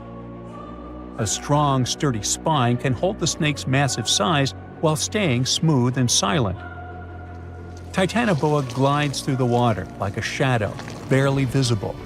It doesn't chase. It doesn't need to. Titanoboa waits beneath the river's surface, in darkness. A bunch of ancient lungfish meanders too close. With one surge, it lunges, its jaws snapping shut. The fish doesn't stand a chance. Titanoboa's grip is unrelenting. After the prey stops moving, the snake immediately consumes it whole. For millions of years, this snake ruled the rainforests. Nothing could challenge it. Not the prehistoric crocodiles, not the small mammals, not even the birds. But, as it turns out, it wasn't the only apex predator. Alongside Titanoboa, there was this entire family of snakes, a huge biological tree full of snake genomes and species. Their history spans around 100 million years, all the way to the Cretaceous period. We find their fossils all over South America, Africa, India, and Australia. That's because they evolved in the Gondwanan continents. Back then, all of this was one huge landmass, and they lived right in the heart of it. Now, this family coexisted with all the dinosaurs. The dinosaurs ruled the world back then, and the snakes couldn't be all that dangerous. They lived in the dinosaur's shadow, adapting to survive. Some of them fed on small mammals. Others waited for the dinosaur eggs to hatch. Some were super bold and went straight for baby dinosaurs. Fossils of one species showed the remains of a little titanosaur, that giant long-necked dinosaur, inside its stomach. And when the age of dinosaurs finally ended in a fiery cataclysm, it was time for these snakes to celebrate. After the asteroid disaster, the world entered a new era of heat and humidity. The warmer the climate, the easier it is for cold reptiles to thrive. Snakes, including Titanoboa, grew larger than ever, but so did the members of this family. All the snakes spread across continents, growing larger and scarier by the century. And eventually, Titanoboa stopped being the only ruler of jungles. Fast forward to about 47 million years ago. Now it's the Middle Eocene epoch, the tropical lowlands of what today is Western India. A lush, swampy place, full of rivers and pools. The earth was warmer, with turtles and crocodile-like creatures basking in the sun. And there evolved the largest and most fearsome predator of them all, Vasuki indicus. Even the name feels important. Vasuki, the serpent king of Hindu mythology, a colossal snake that's coiled around the neck of Lord Shiva, strong and loyal. And the indicus part is because the snake's fossils were discovered in India. Vasuki surpassed Titanoboa and grew to a jaw-dropping length of 50 feet, like a 4-story building. It also weighed as much as a small elephant. Unlike Titanoboa, who preferred to hunt in the rivers, Vasuki mostly hunted on land, though it still could venture into the water when needed. It prowled the marshy ground with quiet, calculated movements, blending with the dense undergrowth. Vasuki also ate crocodiles, massive turtles, and even early whales in local water pools. No one stood a chance. It had immense muscles and squeezed with unimaginable force. But the snake's jaws were much scarier. Unlike Titanoboa and today's pythons, Vasuki couldn't swallow massive prey whole. Instead, it ate them alive with its teeth, just like this. Fast and absolutely brutal, it was an apex predator of its time. And don't forget that we're not talking about one Titanoboa or one Vasuki. These snakes were part of entire populations. In the Paleocene, rivers were full of various Titanoboas. Some were younger, smaller ones, fighting for survival, while the oldest and largest ones dominated the waterways, in the same way as generations of Vasuki indicus competed with each other for thousands of years. Through the years, many siblings of this family got themselves a region to rule over. For example, alongside Vasuki, this big guy was thriving in northern Africa, in what is today's Egypt. Back then, this land was full of water and swamps. Before we learn more about other snakes, this one was considered the largest, about 36 feet long. That's still bigger than today's most powerful snakes, like the green anaconda. But then, we reached the Pleistocene epoch, from about 2.5 million years ago to only 11,000 years ago. Modern humans were evolving all over the world, and now the snakes had a new problem, an even worse one than dinosaurs. While we were developing brains, in Australia, there ruled the local king of snakes. Their names also come from legends. That's how indigenous Australians called their mythological rainbow serpent the creator of the world. It's like a problem of a chicken and an egg. Was the snake named after a deity, or did the Aboriginal people create their deity after a snake? Ancient Australians coexisted with those predators for thousands of years. They warned their children how to avoid dangerous spots, passing down stories of the terrifying serpents. In their legends, the great rainbow serpent was shaping the land, rivers, and features of the world. These legends were most likely inspired by the powerful nature of those snakes. If only they knew that these animals weren't even as huge as Vasuki or Titanoboa. Though they were still dangerous. Urlungor was up to 26 feet in length. They preferred the more green and humid parts of Miocene Australia, like waterways with lush plants around the riverbanks. And there was much more potential prey. Urlungor had a thick body as wide as a human thigh. It loved to hunt in what is today the northwest Queensland. Its fossils were found in the limestone of Riverslade. It was a fascinating find. The skull was almost intact, with teeth and everything, which is crazy considering that snake skulls are very fragile and usually don't survive fossilization. Just like snakes before it, Urlungor didn't rely on venom. It was a constrictor, quick and powerful. But at least now these reptiles weren't as brutal. Their hugs quickly caused cardiac arrest in their prey. So the end came rather quickly. Also, they no longer could swallow the prey whole, and didn't have the same sharp teeth as Vasuki or Titanoboa. So both Urlungor and Wanambi had to eat very slowly, just like pythons today. Meanwhile, Wanambi was about 20 feet long. This one had a similar head, so it could only hunt marsupials, reptiles, and other little things that ventured too close. Wanambi's domain was the waterhole. It lay coiled in the shade, motionless, its body blending seamlessly with the dusty earth. If kangaroos and wallabies cautiously approached to drink, they wouldn't even notice the predator until it was too late. The Wanambi snakes lingered in Australia for millions of years. Even when the climate and ecosystem changed, it didn't bother these guys.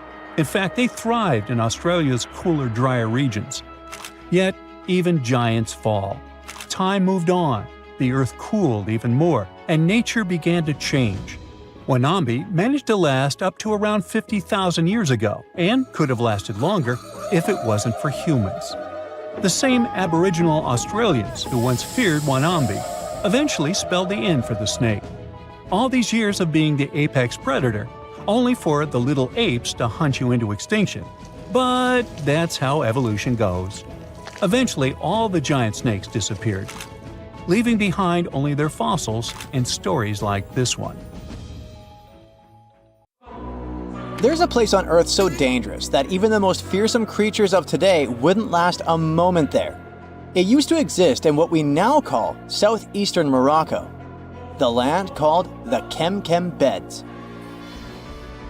The story of this place stretches back to the Cretaceous period, about 100 million years ago. It might have looked like a beautiful place at first sight, a lush green forest, rivers glittering in the sun, until you meet some terrifying dinosaur. The lions or sharks of today are nothing compared to what the fossils show us. The Kemkem Beds were dominated by terrifying predators, and above them all, 3 of the largest predatory dinosaurs ever discovered. For example, Spinosaurus. This dinosaur was unlike anything you can imagine. A half reptile, half monster standing over 50 feet tall, bigger than a T-Rex. This hybrid with a crocodile-like snout and a sail on its back hunted the forests. But this dino could dive into the rivers, so not even waters were safe from it. It could catch huge fish, as if plucking them from the shallows. There was also a Carcharodontosaurus, a carnivore with the name that literally means shark-toothed lizard. Its razor-sharp teeth could slice through flesh with terrifying ease. This monster stood almost as tall as a house and was faster, stronger, and more aggressive than nearly anything that had ever walked the earth. There was also Delta Dromaeus, a raptor-like dinosaur built for speed. It was a quick-moving ninja that stalked its prey with horrifying precision. Oh, and the skies were a fun place too, with all these pterosaur creatures flying around. These guys are often mistaken for flying dinosaurs, but they were actually a different kind, more like close cousins of dinosaurs. These majestic reptiles soared above the Kem beds and had wingspans that could stretch up to 30 feet. The fingers were feathery, with a fourth finger kinda like bats. They could glide through the air so easily thanks to their super light skeleton. But it wasn't just the dinosaurs that made the Kem bed so horrifying. The waters also hid their own dark secrets. They were home to giant, terrifying fish and crocodile-like creatures. Their jaws were strong enough to crush bone, and they were lurking beneath the surface, waiting for anything unlucky enough to stumble into their path. One of the river creatures was Sarcosuchus, also called the Super Croc. Being about 40 feet long, it could easily swallow an adult human. Or better yet, it could take on a full-grown dinosaur and win. Its jaws snapped with unimaginable force, and no creature, not even Spinosaurus, was safe from it. Coelacanths could also hang out in the rivers. It was a monstrous predator that could easily swallow a huge fish whole. They had these creepy, icky fins that moved in a way similar to how human arms and legs move.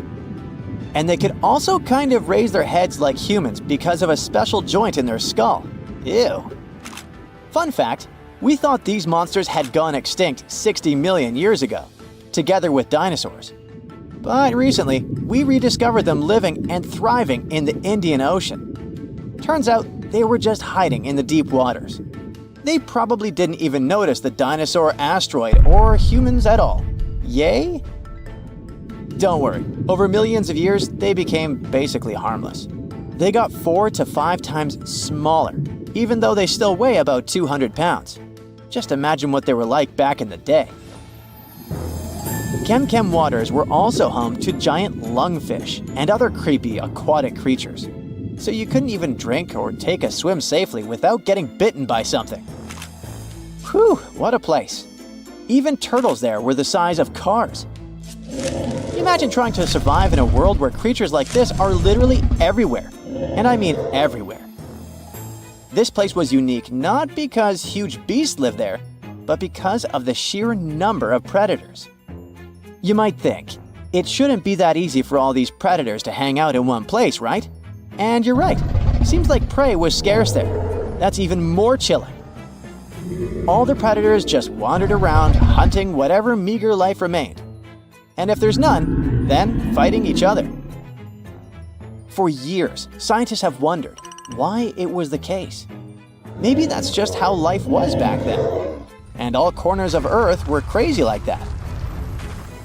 Or is there something special about this place? Some even say that maybe it's just because we only found predators' fossils, while normal, friendly animals have disappeared, and that the fossil record might be skewed. But who knows? And the environment itself was just as fascinating as the beasts who lived there, just a bit more friendly. It's hard to imagine, but back in the day, this desert was a green paradise, humid, and full of rivers. The heat of the sun scorched the land. The climate was hot, so hot that even the poles were warm. The weather there was extreme. Dry seasons followed by intense storms, which shaped the land and life. The giant rivers carved their way through this landscape. They stretched from the Sahara, emptying into the ancient Tethys Ocean to the north. If you were there, you'd see vast, interconnected basins, and beyond them, the central Atlantic Ocean. The floodplain stretched out beneath a sweltering sky. The rivers were just as wild as local animals, flowing lazily one day, but raging like furious beasts the next. At first, these rivers were powerful, carving deep channels through the land and creating wide sandbanks. But over time, they slowed down, and the landscape changed into shallow ponds and salt-covered flats. As water gradually faded away, it left behind a patchwork of wetlands and slow-moving waters. Right now, the Kem Beds is a vast, rugged desert where time has stood still for millions of years. If you visited it, you'd see a giant escarpment, its rocky face winding along the border of Morocco and Algeria, bathed in the sun's harsh light. Beneath your feet would lie layers of fossilized history. That's one of the reasons why scientists were long fascinated with this place. It must be one of the most comprehensive collections of fossils ever discovered in northern Africa. There are fossils from other parts of Africa, of course, like Egypt's Bahariya Formation. But they don't tell us much about life during this time, not like Kem. That's all because those rivers we mentioned in hotter and drier places, they've eroded or still remain buried under the sand. The first discoveries from Kem began in the late 1940s. A scientist named Schubert uncovered bony fish fossils among the escarpment near the Morocco-Algeria border. Just a few years later, a paleontologist, René Lavoca, took things to the next level. Traveling by camelback, he scoured the desert landscape and uncovered a real treasure trove of fossils. He found the partial skeleton of a massive herbivore dinosaur. Finally, at least one peaceful creature in the Kem Beds. This long-necked giant roamed the ancient river valleys and ate leaves like a good boy. For the next several decades, scientists only did small-scale fossil hunting expeditions to this place. There were modest discoveries made here and there. Then, in the 1970s, German paleontologist Helmut Alberti led his team to the Kem Beds, and that's when things took a wild turn. They uncovered fossils of prehistoric fish, crocodiles, dinosaurs, and pieces of the infamous Spinosaurus. Imagine being one of the scientists on that team. They were probably jumping from excitement. By the mid-1990s, the fossil game changed dramatically. Incredible new species were identified from the Kem Beds. Over the years, the discovery pace has only accelerated. Paleontologists, armed with new tools and techniques, have uncovered more fossils than ever before, and there's only more to come. It's a perfect summer day. You're relaxing on the beach, dipping your toes into the cool water, when suddenly, bam! A 56-foot aquatic nightmare rockets from the waves. It's the size of 2 London double-decker buses, sporting about 60 razor-sharp teeth, including bonus chompers on the roof of its mouth. Because why not? This aquatic beast isn't picky about its diet either. Sharks? Turtles? Other sea monsters? Yep, they're all on the menu. Meet the mosasaur, a group of marine reptiles that ruled the oceans millions of years ago. If you've seen Jurassic World, you'll recognize them as the stars of that epic moment when a massive creature leaps out of the water to snatch a great white shark like it's sushi. That's a mosasaurus, and it's every bit as terrifying as it sounds. Recently, scientists stumbled upon a fossil of one of those marine monsters in, of all places, Mississippi. Yes, Mississippi, the land of magnolias and catfish. Turns out it's also home to ancient sea dragons. This discovery was a happy accident. A team of geologists was mapping the terrain in east-central Mississippi when they noticed something strange poking out of the ground. It wasn't a rock or a seashell. It was a vertebra, and a massive one. In fact, it was so large it barely fit in the hand of the scientist who found it. The fossil likely belonged to the largest known species of mosasaur, the Mosasaurus hoffmanni.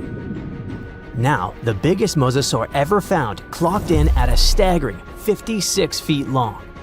This new specimen hit a solid 30 feet at least, And while it might not break the world record, it certainly makes the crown for the biggest mosasaur ever discovered in Mississippi. Fun fact, that's still longer than the average RV, and with way worse gas mileage. To be fair, the Mississippi Museum of Natural Science already had a couple of mosasaur fossils in its collection. But this newcomer might just steal the spotlight. And this isn't an isolated incident. In 2015, paleontologists unearthed the skull of a 24-foot-long mosasaur in North Dakota. Years later, a private fossil hunter, yes, that's a thing, found an equally huge mosasaur in Texas. Well, its jaw at least. These sea monsters, also known as sea dragons, by the way, actually have one of the wildest origin stories in paleontology. The very first skull was found way back in 1764 in a chalk quarry in the Netherlands. And at the time, scientists thought it was a whale. Then came a second skull, which was so impressive that French revolutionaries literally looted it during the siege in 1794. Legend has it they swapped it for 600 bottles of wine. Doesn't sound like a fair trade to me. That fossil actually helped pioneer the concept of extinction and got paleontologists buzzing for centuries. Since then, mosasaur fossils have popped up all over the world, like ancient scaly celebrities leaving their mark. From the Mississippi backwoods to the deserts of Morocco, from New Jersey to Belgium, scientists have uncovered everything from teeth to full skulls, sometimes even misplacing them in museum drawers for centuries. So what exactly were these terrifying titans of the deep? Well, let's just say, if ancient oceans had a most likely to eat everything in sight award, the mosasaur would win it. Picture a gigantic scaly torpedo with a mouth full of about 60 razor-sharp teeth, including some growing on the roof of its mouth like dental overkill. It had a long, muscular tail for propulsion and 4 paddle-like limbs that worked like turbocharged oars, letting it cruise through warm, shallow seas like a reptilian speedboat. Scientists believe they were close relatives of modern monitor lizards and snakes, which honestly just makes both of those animals way more terrifying. Some mosasaurs even might have had adaptations for sensing vibrations in the water, allowing them to detect movement from a distance, similar to how sharks use electroreception today.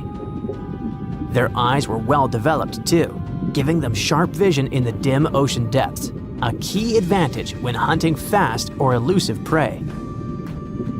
But what really makes mosasaurs the stuff of prehistoric nightmares is their attitude. They were apex predators, and they knew it. Those sea monsters weren't picky eaters. Fish, turtles, birds, sharks, other mosasaurs. Basically anything that moved was dinner. Fossilized mosasaur stomach contents prove they practiced family dinner in the most metal way possible. If they were around today, your beach day would be a lot more exciting. Probably shorter. These guys were so intense, they dominated the whole world. It's safe to say, mosasaurs were the undisputed rulers of the late Cretaceous oceans.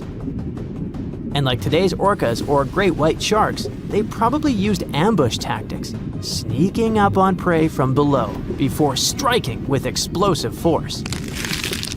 Bite marks found on the fossilized bones of turtles and even other mosasaurs suggest intense underwater battles worthy of a blockbuster movie. But how did one end up in Mississippi of all places? Well, rewind the clock about 80 million years and you'll find part of North America underwater. A vast shallow sea known as the Western Interior Seaway split the continent in two, running from the Gulf of Mexico to the Arctic Ocean. It was warm, teeming with life, and yes, crawling with sea monsters. This prehistoric seaway was a watery wonderland. Imagine long-necked plesiosaurs gliding through the water, birds with teeth diving for fish, and oysters the size of car tires clinging to reef-like structures. Even giant fish like this weird guy over here called it home. This ancient inland sea stretched over 600 miles wide in some places, but it was no more than a few hundred feet deep, making it ideal territory for predators like mesosaurs to thrive. The shallow depth also meant that their prey had few places to hide, turning the seaway into a prehistoric buffet. But the western interior seaway wasn't a permanent fixture. As the Rocky Mountains rose, the seaway slowly disappeared. Over millions of years, it transformed from a shallow ocean to swamps and then to dry land. Today, what was once an ocean is now the Midwest, complete with cornfields, cows, and the occasional mosasaur vertebra hiding in the dirt. Now, this wasn't exactly the end of the mosasaurs. Sadly, even these monsters couldn't outswim extinction. Those massive sea beasts met their watery grave around 66 million years ago, when Earth got an unwelcome visitor, a 10-mile-wide asteroid. When that space rock slammed into what is now Mexico's Yucatan Peninsula, it unleashed destruction on a planetary scale. The impact triggered massive tsunamis, set forests ablaze, and shot so much debris into the atmosphere that sunlight was blocked out for months, maybe even years. This impact winter plunged Earth into a deep freeze. With sunlight gone, plants couldn't photosynthesize, and the food chain collapsed like a house of cards. On land, plant eaters starved, and predators like T-Rex soon followed. About 75% of all species on Earth disappeared. But don't think the oceans were a safe retreat. The seas were hit just as hard, if not worse. First came the mega tsunami that devastated marine life along coastlines. Then, the real villain arrived. You see, without sunlight, phytoplankton, those tiny microscopic plants that serve as the foundation of the marine food web, perished. With them went zooplankton, small fish and filter feeders. And when the buffet dried up, the big predators like the mosasaurs went hungry. No food, no future. With plunging temperatures and ocean acidification, even the ocean's top predators couldn't survive. Mosasaurs, along with plesiosaurs and ammonites, were wiped out in the blink of a geological eye. So ended the reign of sea monsters. The good news is that you can now swim at peace knowing that no sea dragon will ever come at you. I mean, it's a bummer that they went extinct, but let's be honest. Beach days are way more relaxing without 56-foot lizards crashing the party. No one expected such a strong storm. It's too dangerous to sail back to the land because of high waves and winds. But suddenly, you notice a small green island nearby. You and your friend are about 25 miles off the coast of Brazil. You were fishing and didn't notice black clouds obscuring the blue sky. You're approaching the unknown island and see a Coast Guard boat behind you. People from there are screaming something to you, but you can't make out the words because of the thunder. They tell us we should stay away from that island, your friend says. Despite the warning, you still sail since there's no other way out. Around the island, you notice sharp rocks sticking out of the water like knives in the dark. Now you realize what the Coast Guard warned about, but it's too late. Your boat hits a rock. The bottom is pierced. You start to sink. The rain and wind are getting stronger. Both of you fall overboard. Then, darkness comes. You wake up in the morning because of the scorching sun and a dry mouth. Your friend and the wrecked boat are lying nearby. Apparently, you'll have to wait for rescuers to get out here. Now, in the light of day, you can see how dangerous the island's coast is. It's surrounded by rocks, and you're lucky you've survived. Getting out of here will be difficult. Together with your companion, you decide to look for coconuts and bananas. Your friend goes to the wreckage and pulls out a bag of medicine. Then, both of you leave the sandy beach and enter the dense jungle. A couple of steps later, you hear a strange hiss. You see your friend. His eyes are filled with horror. Goosebumps run down your back. You feel something alive crawling under your feet, and there's a lot of it. You look down and notice slithering snakes. There are dozens of them. They wrap around your legs, get into trees. They're everywhere. Don't move, your friend says. I think I know where we are. You want to ask him a question, but fear takes away your voice. He reads your face and answers the question. We're in one of the most dangerous places on Earth, the Brazilian Snake Island. These are not just some ordinary snakes. This is the golden lancehead, one of the most venomous reptiles in the world. You can find them nowhere else on the planet except for this land. They evolved here naturally, without other snake species intervention. That made their venom 5 times stronger than the venom of ordinary vipers. They're practically the only owners of this island. Nowhere else in the world will you find such a concentration of creeping reptiles on such a small piece of land. And now, they're glad that 2 big lunch meals have arrived. There's little chance of survival, but you're gonna try. The first thing you need to do is get out of your stupor and find a thick stick. This is your best tool right now. If you encounter a venomous snake, the best you can do is retreat slowly. But this time, there are too many of them. They're aggressive and hungry. Together with your friend, you fight off the snakes with a stick. But there's more and more of them coming. One of them falls on your shoulder from a tree and bites your neck. The poison instantly enters your bloodstream and affects your muscles. It feels like your body is melting. It becomes difficult to move, and your neck swells. Your friend grabs you and carries you deep into the jungle. Here, among the trees, you notice an old lighthouse. Yeah, this building really stands out here. Once a year, the Coast Guard visits it. Your friend breaks down the door and puts you on the floor. You're afraid you won't be able to survive the bite. Fortunately, your friend is a doctor. He injects the necessary medicine and saves your life. You have a few minutes to rest before more danger arises. Your friend tells you that the unique snakes appeared here thousands of years ago. This island was part of Brazil for a long time. Then, massive floods separated it from the continent. This part of the land was cut off from the whole world, which helped the formation of a unique ecosystem inside. Vipers that lived here evolved into golden lanceheads. They quickly became the main masters of the island and destroyed all the other animals. But how did they manage to survive without food, cut off from the whole world? They did it thanks to nature and evolution. This island is a transit point for many birds. They stop here to rest during long flights. These birds become dinner for the snakes. Previously, a snake bite almost didn't harm the birds. They were frightened and flew away, leaving the snake without food. But over years of evolution, the island's owners have developed such a potent poison that one bite was enough for a bird to never take off again. There's also a legend that a pirate hid treasures here a long time ago.